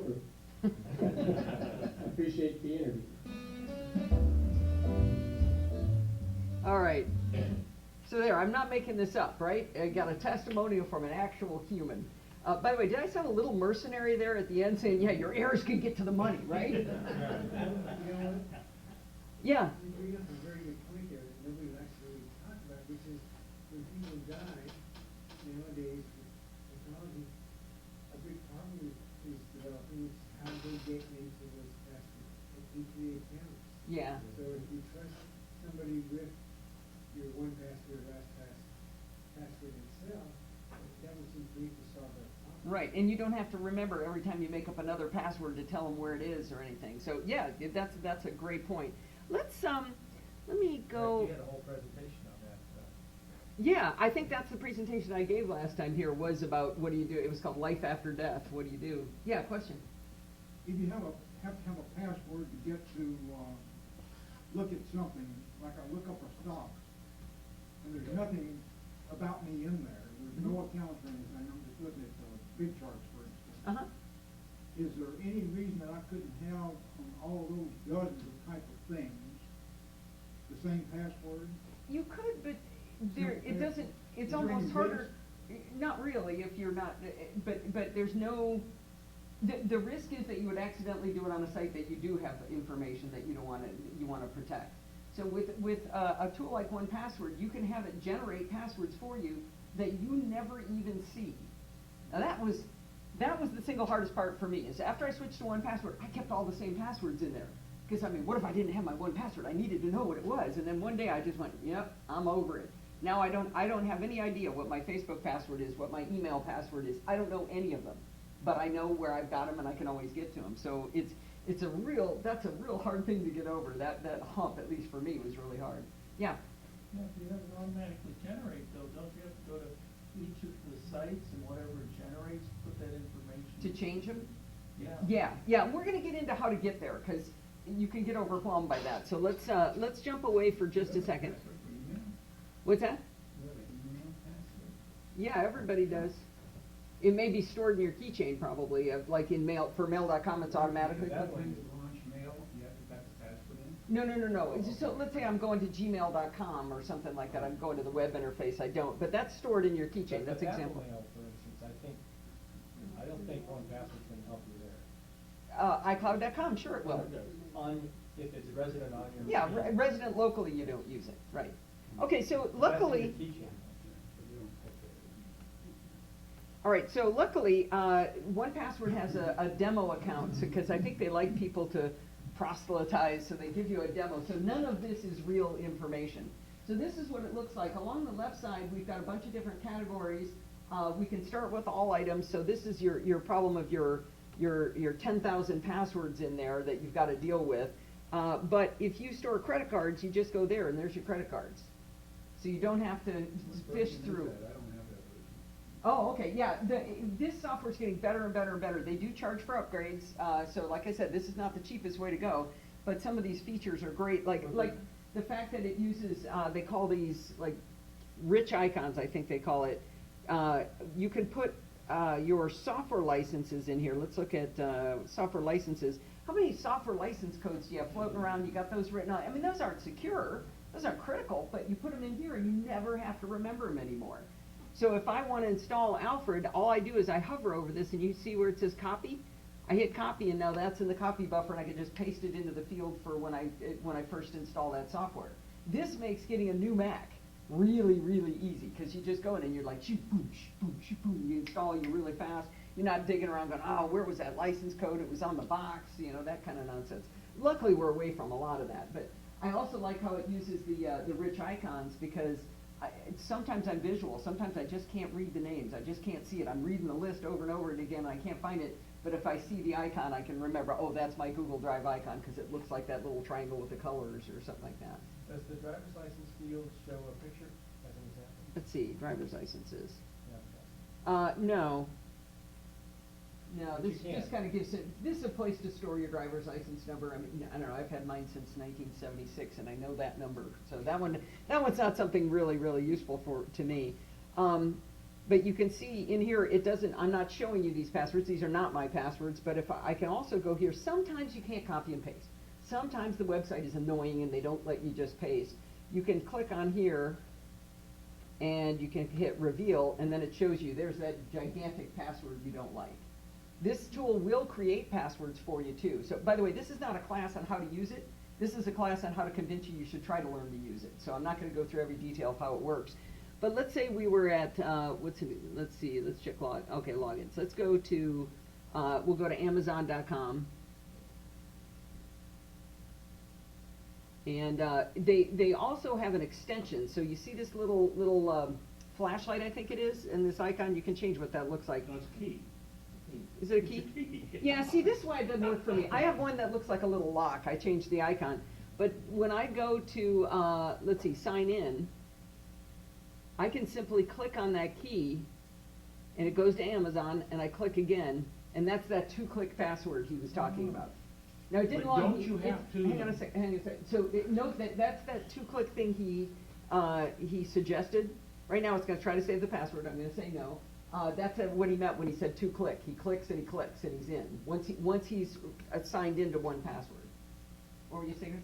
Don't you have to, the very first time you use I open up my Safari session right now. Mm-hmm. The very first time I want to use it, it's going to ask me for my master password. Correct. Okay, I happen to have opened it in the background first. That's why it 'Cause you didn't had the ask other me. one, I see. But if I had that locked, he's right. I would have hit that. It would have said, "What's your password?" You type it in. Your one password password. Right. That got all jumbled because of the interruptions, but let me try it again. So if this were closed, in fact, we can just do it. Let me, there's probably is there a lock on here? How do I lock it? There it is, lock. There it is, lock. So let me lock that, and we'll try to do this again. So we'll hit that. It's going to ask for the password. So I'm going to say, in this case, I've got a really short, stupid password, and you're not going to put a really short, stupid password in there, right? Because you only have one now that you have to remember. You're going to put in that hard one.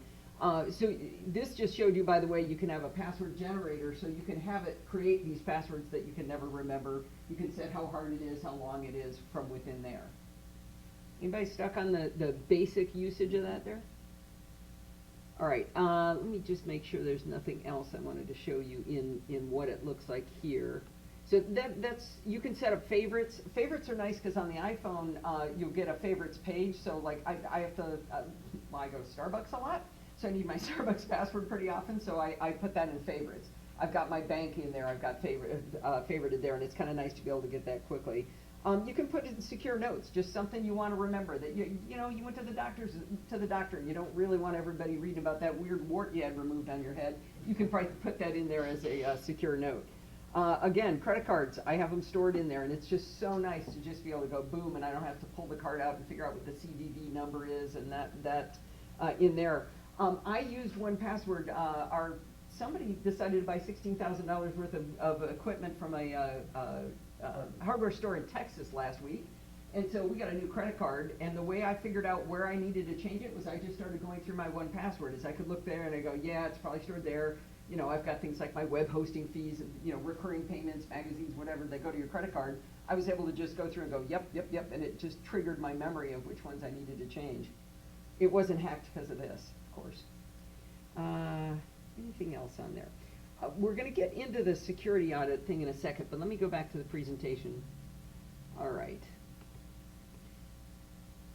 So the first thing you're thinking right now, anybody who hasn't noticed, it's going to be too hard. I don't want to do that, right?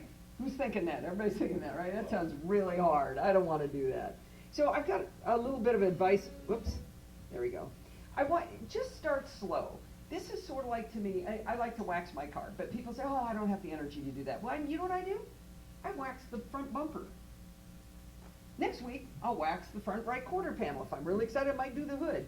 I always save the back to last because it's the best part, but I do it over the course of a couple of weeks. I don't sit down and say, well, I'm going to wash my car, I'm going to wax my car, I'm going to armor all the tires, and I'm going to vacuum it, because you're going to do that once and you're never going to go back and do it. So I really recommend just start slow. And the way you start slow is that where I wanted to start? Oh, the way you start slow is to you turn it on, and you go to a website. You go to Amazon.com, and you log into 1Password. You go to Amazon.com, and you type in your username and password. And it's a bad password. It's okay. 1Password or LastPass is going to say, hey, would you like me to remember that for you? Say yes. You go over to Facebook, because I'm sure you guys are all crazy Facebookers, right? You go over to Facebook, you log in, it says, would you like me to save that password? You say yes. Do that for a week, 2 weeks, till you get curious. Then you go into your tool. If this is 1Password down here, that's LastPass. You can run a security audit on yourself, and it'll show you what your bad passwords are. So it'll show you ones that are duplicated. It'll show you what's over 3 years old, or a weak password, and then you can start changing those. So you just let it learn for a while, so you don't spend your whole day, or a month sitting there changing passwords, because you're going to do like 10, and then you get sick of it, and you're going to stop and never do it again. So I really like going through, and I just did it slow. Like I said, I just let it learn to start with. Yeah, Steve. It's worth pointing out that when my dad said it was... A little louder. When my dad said it was really complicated to set up 1Password, he didn't do it this way. In one session, we brought everything in, all of his passwords. We had to update every single one in one sitting. So that was the complicated part. Yeah, he said, was it bad that I said part of it was hard? And I said, no, they're never going to believe me if you tell them it's all really easy, right? You got to tell the truth. This is the easier way to do it. Yeah. One of the features I really like in both these tools, 1Password calls it Watchtower. They'll tell you what sites have had vulnerabilities. So you've got a great password, but they got hacked, so maybe you want to change that one. So I've been to a site where I'll go over there, and also there's a red banner that really catches my attention, and it'll say, well, you probably want to go change that password. And that way I don't have to be watching the news to know that Engadget got hacked or whatever. I don't have to remember. I'm able to just get this notification as I go into it. That make sense? Mm-hmm. So I really like the tools for the way they do it. The other biggest thing I can tell you is just a couple at a time. Just because it is a pain to change passwords. It's a pain because you got to go over the website, you got to log in with the wrong one, you got to go figure out where they've hidden the change password button on this site because they're all different. Go in, generate a new password, change it here, make sure it got copied. You're probably talking 5 minutes each on each one of these. So do 3 a week. Just take your time and go through it so that you will do it. Is my biggest advice. My co-host on my show talks about the crown jewels. He said, protect the crown jewels first. What is the most important thing to you? Do your bank first. Do your credit card. Let's say your pictures are really important to you. You want your Flickr account is really, really important. Whatever are those crown jewels to you, do those first, and get to those other ones that you talked about. All those the ones where you just look at stocks and things like that. The ones where it's not really important, do those last. Get those over with. Get the important ones over with first. So think about the crown jewels. Make a list in your head of which ones those are, and do those first. Now, you're going to need to create one wicked strong password, right? Your 1Password. Don't write this one down. Don't use this one. I know what you're doing is you're actually looking at the other thing. That was a joke. A buddy of mine wrote the site, Bart Bouchat's the co-host on my show. I would trust him with my life. He created a site called xkpasswd.net. And it's a really cool site. I can show it to you real quickly here that lets you generate passwords. Sort of like Steve Gibson's site? Well, it's a combination of 2 things. So Steve Gibson has a site called Password Haystacks that shows you how hard it would be to crack a password. That's Password That's Haystacks. Scary to look at that. Yes, it is. But when you put in some of the ones you think are really good. Yeah, well, maybe we should go into that too. So Password Haystacks shows you how good your password is.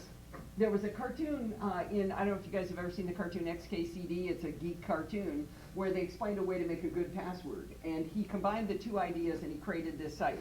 On my show, he explained the math of how it works. He gives out the source code so people can look at it. So he's not doing anything nefarious. So let's go to xkpasswd.net. And what I like about this is he's got presets. So like, let's say you're trying to create an Apple ID. I'm going to press Apple ID, and it's setting a bunch of parameters here. and we won't get into the detail of this, but you hit generate 3 passwords. Whoops, I bumped it. And you can see all of those are, no, you can't see because it's too small. Whoop. I haven't enabled Zoom on this account. But that one says, exclamation point 55 dash fancy dash Egypt dash proud dash 59 exclamation point. You can actually probably remember that if you spend a little bit of time. You're like, okay, I got an exclamation point on each end, I got 2 numbers, and fancy Egypt proud. What I do is I hit this button until I get one that makes me laugh. And that's the one I can remember. So we did this with Steve's dad. We just kept hitting it until he went, that one, that's the one I can remember. And the nice thing is, about this site is it's not just creating secure passwords, it's creating secure memorable passwords. Because you aren't going to remember ampersand at 7 lowercase q capital L. You know, you're not going to be able to remember it, but you can remember these. So let's take a look. Actually, I'm going to copy one of these in. So it's worth also pointing out, these phrases are not in those hacker dictionaries, because they're too complicated for those hackers to come up with all the combination of words and symbols and characters that are generated by the password generator. That's the beauty of this versus just making up a password like monkey123. These are much stronger, much more complicated, much harder. These are the ones that take 1,000 years by a supercomputer. I'll show that. Yeah. So part of, Greg brought up Steve Gibson. Steve Gibson is a noted security expert, and what he tried to teach was that padding your password to make it longer makes it more secure. Yeah. So I always find it by just typing in password haystacks, because I can never remember the URL. So here it is. How well hidden is your needle? So what's fun about this site is you type in a password and it's going to show us how long it takes to hack it. So let's put in monkey. All right, monkey is going to take, where does it say it? 3.72 days. Down below. Down, yeah. So that's an online attack scenario. So that's somebody going to the website trying to punch it in. If they get it offline, it's 0.00321 seconds before they hack that password. That's if they steal the database. That's if they steal the database like we were talking about and they run it through that algorithm, then they can find that in 0.00. If they have a good computer, it's this long. That's a whole bunch of zeros. So it's 50321. But if you might as well be using 1, 2, 3. It's about as exactly right. But what he talked about was let's start adding some characters. So let me. No one does an online attack, right? No one is physically entering. Well, let's not get into that. So, what's that? Yeah, if you make that a leading cat, but right here, what he's talking about here is the search space. They're only looking at 26 characters.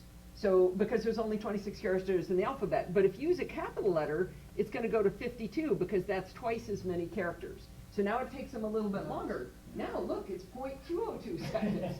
Wow, I'm feeling safer already. But let's put let's put a dash at the end of it and see what it does. Now it's 5.5 minutes. You're still screwed, but you can see how as you add things, let me just start banging on the keyboard. I start adding a bunch of junk. You get here million, trillion, billion centuries. So the longer it gets, the more complex it gets, the longer it's going to take. But unfortunately, you now have to hope that the site that you're going to is using more than 8 characters or whatever. Well, yeah. They're all starting to catch on. They're getting better, but there are still ones that go, well, you can't use numbers.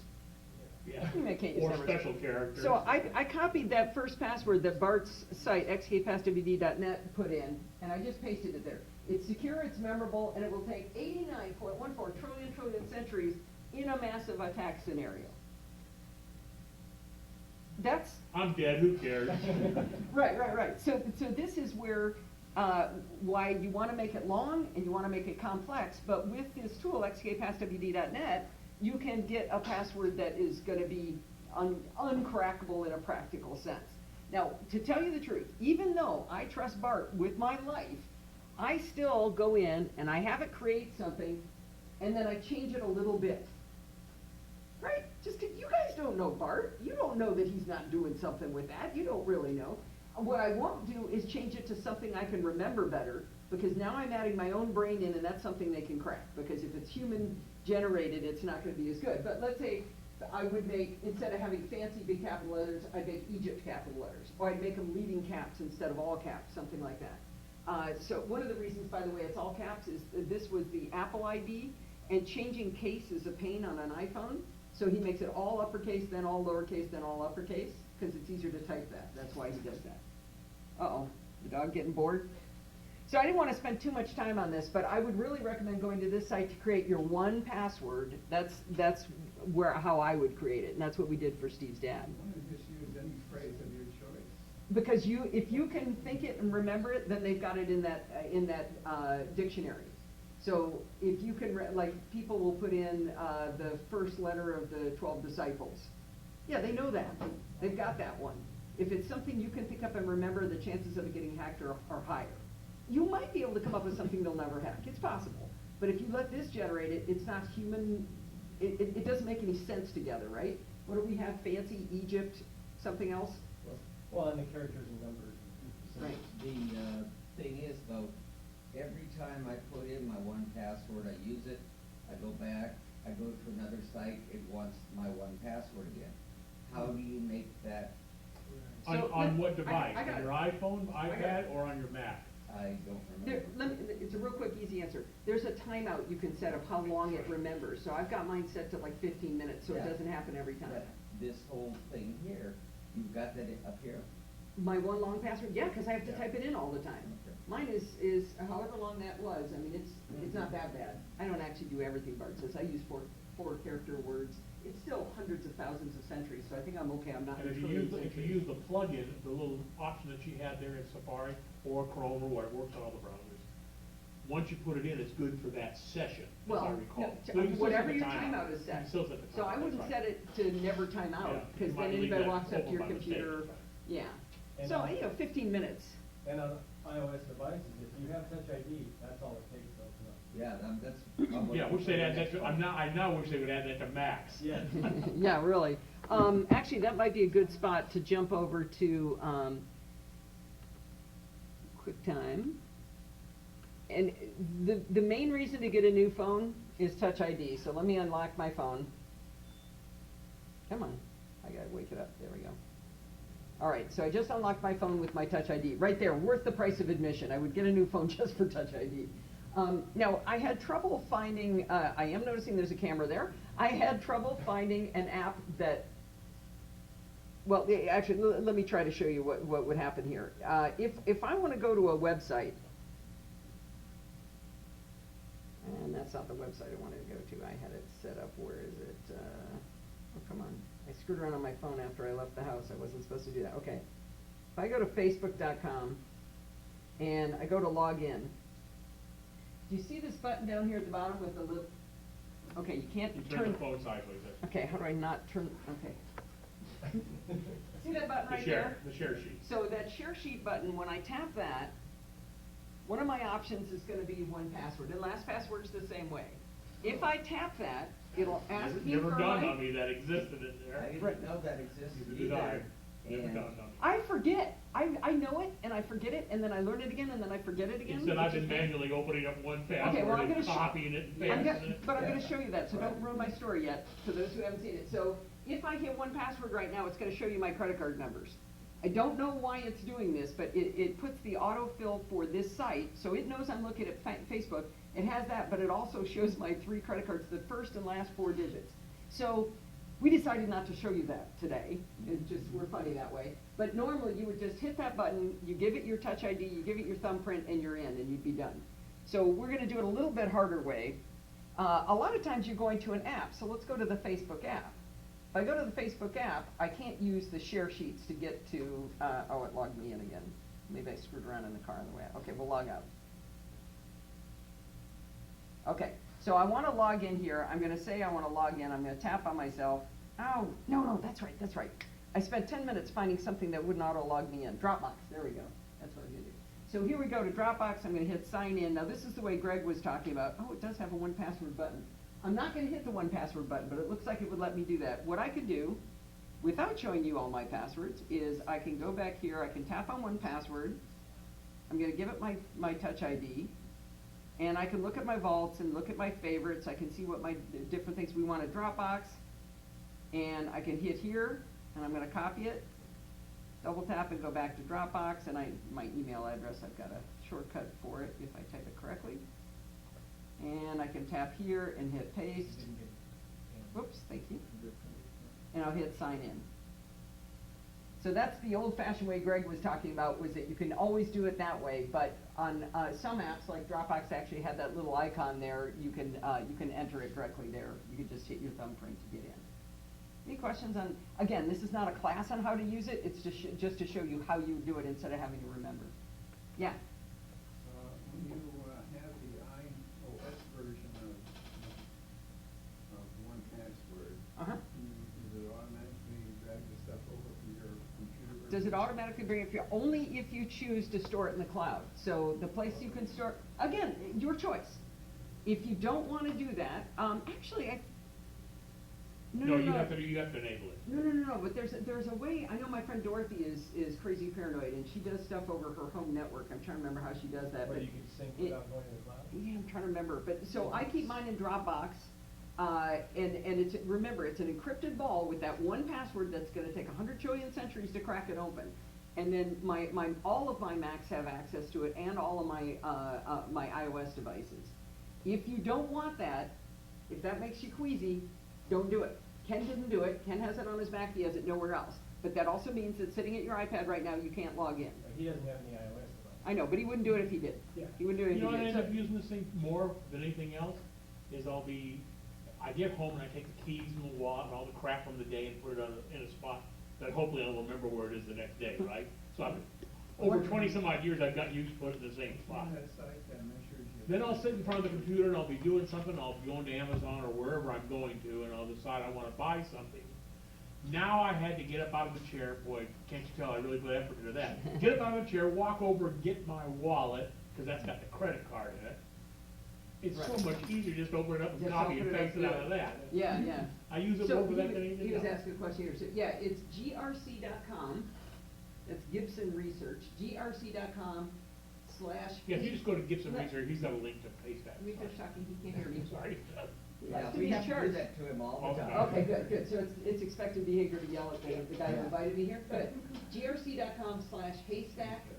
grc.com/haystack.htm. Personally, I never remember that. I just type in password haystack. So that's how I find it. Okay, so I didn't want to spend too much time on there. I've got a couple more man, this is not too bad. I thought this would, I thought I'd put somebody to sleep by now. So we talked about that. The next thing, we did talk about this a little bit with what Ken did. Give somebody the key. Give somebody that password. Put it in your safe deposit box. Put it, give it to your daughter. Give it to somebody you trust. I talked to somebody who said they take that one password, they print it out, they cut it in half, they give it to two people. I said, yeah, but if the two people know each other who they are, now you just gave it to two people instead of one person. So, but give the key to somebody. And again, if something ever happens to you, you're incapacitated for a period of time. I think it's a good idea. What Steve and I did was, he's got one password and he's got his own vault. We shared our passwords to each other.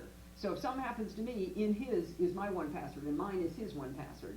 One Password does have and so does LastPass, has a way to share passwords.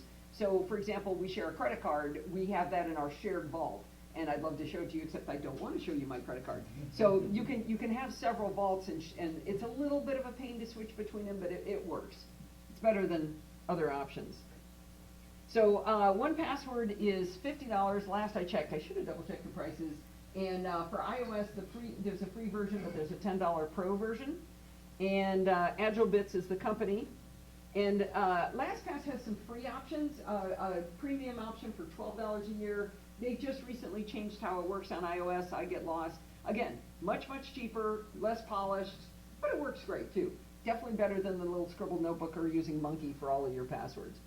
I can make all of these charts available too for, I always put my charts up on some website that I will send to Greg. Yes, Craig, you have permission to speak now. Just to let everybody know, I'm not so sure about LastPass, but 1Password shows up once or twice a year. In bundles? In a bundle. Yeah. And that's how I ended up buying it, figured, what the hell, I'll give it a try. Yeah, I don't want people to The delay. bundle was like $30 or $40, and But I I don't was want that was people- a value. I don't want people to delay buying it. No. Yeah, 'cause But you might be able to do a Google search on there might be a bundle right now, but yeah. 1Password bundle. Yeah. And you'd be surprised how many times things like that will show up. So the last thing, this is not a paid announcement, but my friend Pat Dengler is a phenomenal Apple consultant. She's really good. She's really good at 1Password. She's somebody who could come to your house and help you do it. She's also willing to do I talked to her about doing small groups, like 4 or fewer people. said 4 or less, didn't I? God, I gotta change that. That's one of Steve's pet peeves. It's supposed to be fewer. Anyway, if you would be interested in having somebody come help you, she's up in LA, but she drives a fair distance. I bet you could get her to come down here or meet her halfway someplace, to help you get started with it. All right, everybody got that Well, right? I've been using one password for years, and it's just been great, except my son tells me, well, Dad, you got both versions on here, the old one and the new one, and how do you get them? So I gotta sit down one day with And him. work through it. Yeah. Because he knows, I'm a hardware tech. Oh, okay. He's the software guy, you're the hardware guy? Yeah, Okay. and so luckily he's still at home, and love to get rid of him. And, Put him to work fixing your passwords. yeah, and that's what he does, or, he does that for my wife and stuff like that. Good, so- good. Yeah, it's a real big hump to get over, and once you do, you're just gonna be so happy. You're gonna become an evangelist yourself, I think. Yeah. How is the price structure set up? Is it an annual fee, once you get past the $50, then? So what, 1Password, LastPass is an annual fee. 1Password is a fixed price. It's $50, you get it. Now, they do major enhancements. So when they went from version 3 to version 4, you had to pay an upgrade fee. When they went from 4 to 5, you had to pay an upgrade fee. So it isn't, I don't wanna imply it's 50. Am I wrong about that? Well, Somebody behind you shaking their head. About 4 to 5, I didn't. 4 to 5 you didn't? Oh, okay.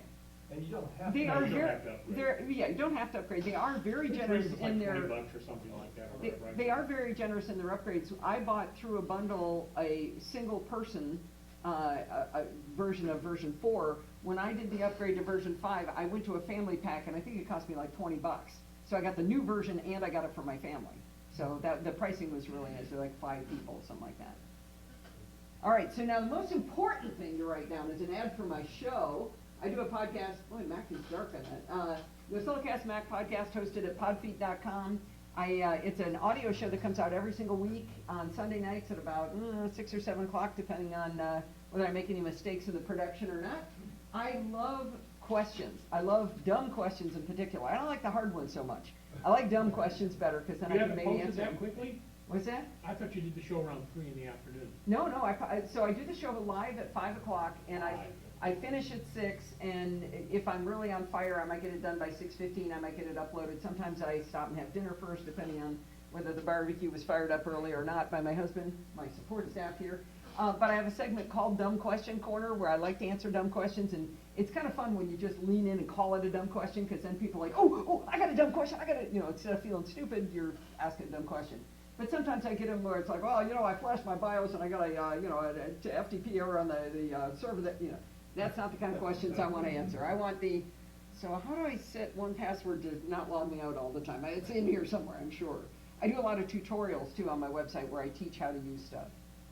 Here and then back there. I listened to the podcast recently. Oh. And took some information with, is it Telegraph Messenger? Telegram Messenger. Telegram. Yeah. It's a wonderful program. Yeah, isn't that cool? It's a new chat client called Telegram Messenger that I'm just crazy Oh, about. Leo was talking about that. Yeah, I started using that. I was having problems, I couldn't get it to work. Oh, I think it's cat's You meow. start talking to Leo on Telegram. Yeah, I started talking to Leo on Telegram, yeah.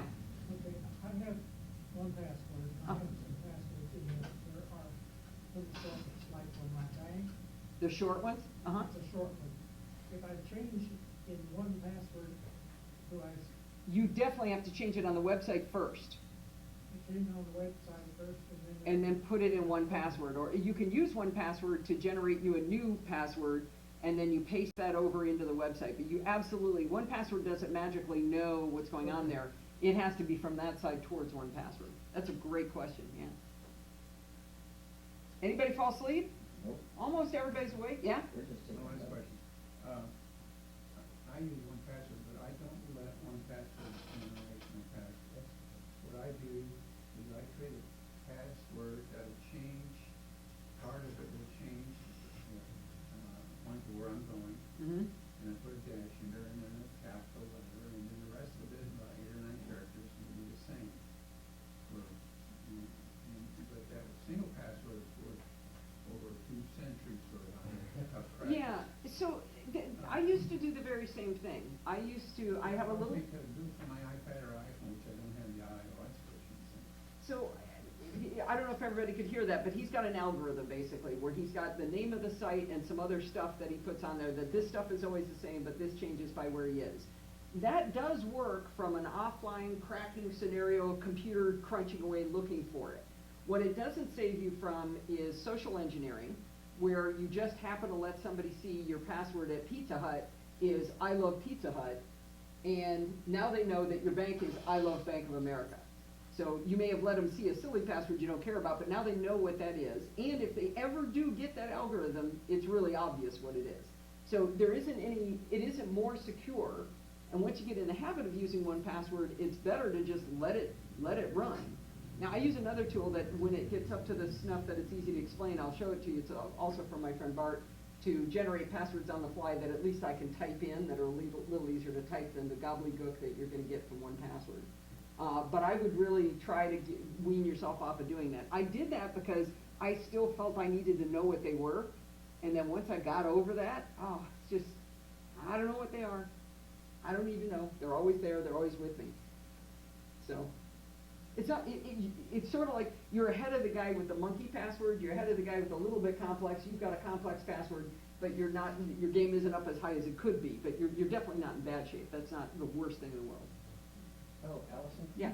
Go back in your presentation to the spot You where want to look at this for the rest of the hour? This logo, this, oh, sorry, where'd you want to go? Pictures of it. Oh, okay, you got it, okay. And it's on our backup. Okay, good. What did you want to go back to? The one that showed how the hackers get in through the cruncher, the encryption. Okay, like one of, around here somewhere? Which one do you want to get to? There? Yeah, right there. Okay. Let me embiggen that, as Bart would say. Okay. Hang on. Because I want to explain to my son when I get home. Your presentation was really Oh, fantastic. good. Did this part work? Yeah. Did it? Oh, good. I've redone it and redone it and redone it, and trying to come up with a way to describe it was hard. That's And then good to know. go to the. Wait a minute, I want to. Okay. I will also, like I said, I'll post these charts and give you a link to it too, so you can walk through the whole story. And then go to, I think it's 2 slides. After? Yeah. Hang on, let me change the text to, I don't know. Oh, it happens all the time. Yeah, I did move it to a different account. There we go, hang on. I moved it over to clean account. Okay, there we go, let's make that white. I put it on account that was, less, or didn't have any of my personal stuff on it, and I never. You gotta remember, look at our ages, gray hair and everything. You can't remember what you got. Well, that's what I thought. Did you like the video of his dad? Nice touch. Did that help? Sort of, Well, see, my son, as I was saying, he does this. He said to me, Dad, you better just let the 1Password make them up. And he does that. He just lets it. Whereas I try and make a pattern of some kind. But the thing is I'm going to go home and just let it start making gobbledygook. Yeah. Yep. A question over here? Yeah. You said that these will be posted. Where do we find them? I will send it to Greg and have him forward it to you. We'll send Yeah, it out on the SlideShare. list. Oh yeah, I do know where it is. Slideshare.net/Yosilicast. Yeah, I'll put that up there. I always post them. I'll replace the old one because I've added some stuff. This will sort of be jumbly, right? It'll be the 3 different pieces though when I send it to you. Can you go back to your encryption? I just want to say one thing. Some of you may have heard of the term hashing. Yeah. Ever heard the term hash? So that's the special type of encryption that's going on here, the one-way encryption. Not all encryption is one way. Some encryption, if you have a key, you can go backwards. That's how it went wrong. But this hashing version of encryption is the one-way version, which makes the mashed potato, and you can't go backwards. That's why I like the mashed potato analogy. That's the other thing. You're doing the mashing, hashing. Yeah, you're giving an example down on the level that somebody, because like for instance keychains, I volunteer over at Leisure World to teach iPad and iPhone, iOS, and so when I talk about keychains or I explain, I take my A keys out, key, yeah. and each one is different, I Okay, good. recognize it, you know, Yeah. so. Okay, we had a question back there. Yes, now we know how to protect the front end, but there are those who hack in the back end. So you give your information to your bank, to Target, Ashley Madison, all that we've heard of, they've taken that information. It doesn't matter if you protected your password. Yeah. By the way, one other point, I think that Hillary's account was probably better protected than the State Department. Because it was inside her house, yeah. Yeah, you know, we're part of the OPM hack. That's the one that gave away, people who worked for the government gave away your social security number, your birth date, your mother and parents' names, their birth dates, their hometowns. I mean, there is not a single bit of information about us that is not in that database. And the way I'm calm about that is they're gonna give us 3 years of protection, right? But that information's out there forever. But it's okay, because in that 3 years, somebody else is gonna lose it, and they're gonna give me 3 years of fraud protection, right? That's the only way I can sleep at night. Yeah, there's stuff is gonna happen. I mean, even with all of this, our credit card got hacked, but we didn't lose $16,000. Whoever we have, Citibank lost $16,000. One of the best things you can do to keep those kinds of hacks, though, from happening to you is to use Apple Pay. So I'm sure you guys have talked about it in here, but if you use Apple Pay from your phone or your watch, your credit card information does not go to the person you're handing it to. And I'll get to you in just a second. So let's say I go to Target and I use Apple Pay. My credit card number does not go to Target. Target gets hacked, my credit card's not in there, except it already is because it got hacked before. It was already in there. But the next time, the next place I go to, if I use Apple Pay, they never get my real credit card number. So Apple Pay is a way of making yourself safer from that kind of hack. And now the law is changing so that if companies don't put in terminals that allow payments that are more secure, then those companies that take your credit card, if they're not using the new secure system, they're liable instead of the bank. So let's say Target doesn't put in new terminals and they're still using Windows XP, or I think is actually what I think it was, and they didn't protect your credit card numbers, then Citibank would not have had to pay that the fees with all the fraud. It would be Target who would have to do it. So you know Target's going to put in all new terminals. Try to collect from Target. Well. So now when they. Hang on, he had a question for a long time. Yeah. Okay, when Apple Pay first came out, I said, great, I'm gonna start using Apple Pay. Because I read reviews on it, it's all secure. I can't hear him, but his question. The first credit card I put in, Uh-huh. within 2 days, I had bogus charges from. Complete coincidence. Cannot be Really? part of it. Cannot be part of it. It absolutely is a coincidence. It was not Apple Pay causing that, because Apple Pay stores your credit card information in a secure enclave in the phone that is not accessible by any other application on the phone. And the merchant you went to never got that credit card number. They get a code. The phone sends a message to the bank, and the bank sends a code that says, yes, it's okay to authorize it, but they never, that your credit card didn't get transmitted over the air at all. So I 100% believe you, and I'm 100% sure it was a coincidence. It's got to have left you with a bad feeling, though, because it just happened. Let's go back there and then up here. Yeah. So, if I don't have a phone to I can't quite hear you. I'm sorry. maybe put on this iPod or something. They don't, no, it requires Touch ID. So you're gonna have to have Touch ID to be able to do that, because they don't want, that's another way to make it less fraudulent, less likely that somebody would steal it. Yeah? Comment, just talking about social security numbers, for instance, and other information. Years ago, I went to a government website to look at a IRS report that a major corporation had to supply to them. Who's the CSO, who's the CEO, and all this information, officers and so forth, information. And lo and behold, in one of those I was checking, the social security number of the CEO of a major corporation was in that IRS, in that government website. Well, I can also say that, It's got a home phone number and. the company Greg and I work for sent us our paychecks at home with our social security numbers printed on the outside of the envelopes. Whoa. Now that's before they knew. Who knew? So yeah, there's gonna be stuff out there. But I don't wanna, we should probably stop, but I don't wanna end with all this gloom and doom we keep talking about here. You're supposed to have not had the sad face anymore. We wanna turn that smile upside down. We're all happy and excited, right? Is there anybody who didn't use a password manager before who thinks they might use it now? I sell anybody? All right, good. And there will always be some of you going, 3. That's what I'm talking about, but, oh, yeah, I figure if I can get 5, I did a good job today. So if you have any questions about this or how it works, definitely shoot me an email, yeah. I always, for a password, I always use a previous address with slight change, maybe put the numbers at the end or capitalize them or whatever. Yeah, you know, make that's it a lot of work. And it's in your Why history do- somewhere. Yeah, why do that work? Why not just let it do it for you?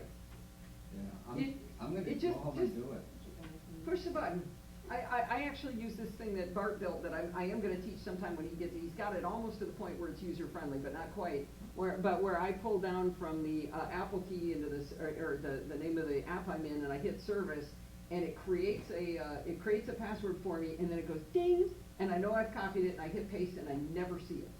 So you don't have to do that anymore. It's not making you more secure. It's making you more secure than stupid passwords, but it's not making you more secure than an auto-generated one. The auto-generated one's going to be better, and it's no work at all because you just hit the button. Give me a password. Okay, one more. Allison at podfeet.com. Yes, Allison at podfeed.com. Podfeed.com. Say that. Everybody get all excited about it. Plus, my podcast is amazing. You should listen to it. I've been on for over 10 years, so I'm in it for the long run here. And Can you I always, get access to some of those previous ones that I haven't heard yet? Oh yeah, they're all there. All 534 of them are there. I used 537. Sorry, Steve just corrected me. Yeah, they go way back. All right. One last question. Oh yeah. Hang on. Does who's got an iPhone 5 still? Who's got an iPhone 5? Uh-oh. I'm gonna have to. All right. I don't know, should I reward people who ask a lot of questions or people who sat and listened politely? That's a tough question. I've just, random, oh God, I'm gonna have to think. All right, somebody back here raised their hand, so let's see, we'll give you one here. This is an iPhone 5 dock. You can't leave it in your case, unfortunately. Thank It's an you. iPhone charger dock here. iPhone 5, there you go. Just have those left over. All right. Yeah, they're nice little docks. I just don't have an iPhone 5 anymore. All right, have you guys ever seen one of these things? This is a company called Cocoon makes these. Grid It. They're a little rubbery thing here that Great. you. I've got one a big one in my bag. Yeah, they got big ones, little ones. Who wants one of these? Somebody quick. There we go. One here and one here. Sure. It's kind of nice for carrying stuff around. Good. Got rid of some stuff in my house. Alice. Oh yeah. Oh okay. Yeah. Here's the big boy version of this one. I think you have a problem. But they're very neat, and look, they're labeled. what happens is, over the years, I've had to keep all the Apple changes the video. Yeah. Every time. And it aggravates the hell out of me, so I have to, because I'm in the business, have to. So I have a little problem. Do you have one for the USB-C port? You've gotta have something that has USB-C. There you go. Yeah. Oh, if anybody wants to, I threw my, where is it?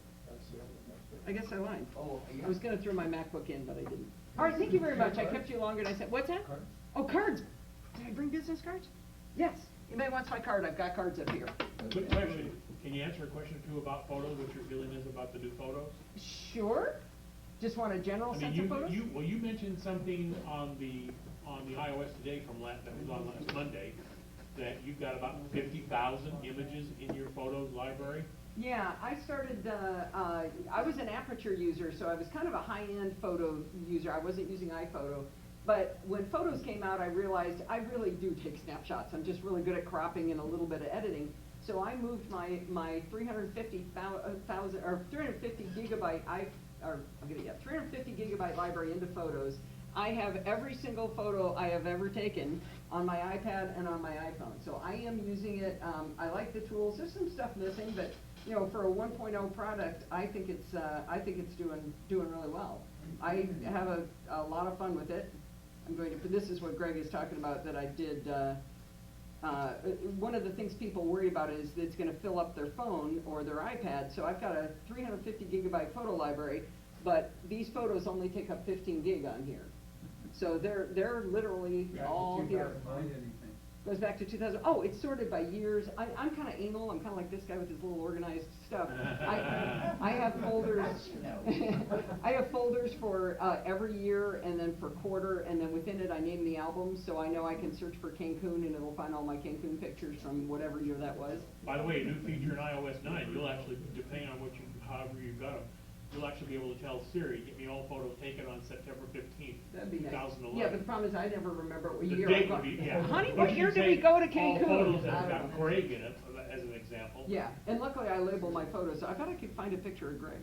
Had a question back there? You have all your photos backed up on iCloud. How does iCloud back up your photos? They've got big, hairy servers. redundancy. They have redundancy. But realize, I have them on my local machine. Yeah, I know. They have them up Yeah, there. Your ultimate backup is iCloud. No, I also have them backed up on a hard drive in my home, and I also have them backed up to crash plans. So I've got them full resolution in 4 places. Although you went better than that. I've got a MacBook Pro that's about 2.5 years old. And every Mac I've ever owned, every MacBook I've ever owned has always had an SD card slot or a compact flash slot or something like Right. that. So I went out and bought a 128 gig SD card Mhm. that's always in that Mac. And every night I have it back up my photo library onto that as well. Yeah. So it's not only So, yeah, going, I don't- it's I not don't only trust- going to iCloud and going to Carbonite and going to Time Machine, but it's also, because I lost some photos and I had a hard time recovering, managed to recover them. But I was just so paranoid that I thought, We're you know losing what? the audience, Greg. There's a slot I got, I'll save it there. All right, we're losing the audience. I better let you go. Okay, one more question. Yeah, you said one more last time. My most important requirement for photos for me would be Can't hear. the ability to do external editing. And right now, my understanding is it doesn't have that feature. Yeah, in the next version, they are gonna allow extensions, so you'll be able to say, open an external editor and then suck it back in. What I do now, like there's still some tools I like in Aperture, is I'll just export it as a 16-bit TIFF, bring it into Aperture, edit it, save it as a 16-bit TIFF, and bring it back in, and then I haven't lost any of the quality in it. That's how I do it. It's clumsy. You don't have the feature that iPhone has, to hide the original somewhere. Mhm. It's still there. Now you have the change that you Correct. just made. Correct. And an external editor. Right, well, yeah. That's the feature that photos And have that's, to that's, have. that's what I said, they're gonna have it in 2.0. They've already announced that. That was announced at, I heard them announce it, though, internet plug-in capability. right, which, you need a plugin to get to an external editor. Without a plugin, they can't connect external editors. Someone else, third party, has to provide it. Just like in Photos. You had to have that in Photos too. They had, iPhoto doesn't need a plug-in. what external editor It's did? built in What to you- iPhoto. But, wait, external editor means go to somebody else's program. Right, but iPhoto allows you to select it as a feature within iPhoto. And that's what the extension will do in Photos.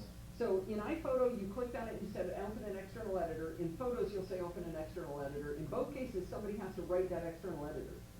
Acorn or Photoshop Elements or whatever it's gonna go up to and back in. It's identical. It should work the same. At least that's what I'm banking on.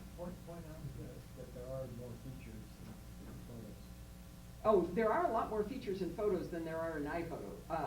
Photos has a lot more hidden features that you can't do, but I've been on stage for an hour and a half, and I said I'd be here for an hour, so I'm gonna let you guys go. Thank you We'll very have much you for your come back for attention. photos. Okay, and like I said, I've got cards if anybody wants one. Thank you. Thank you. Oh, does anybody have a 30-pin device that they, like an iPhone 4, or maybe that iPod Touch back there? Is that the, anybody got a 30-pin? I think this will fit, I'm not sure.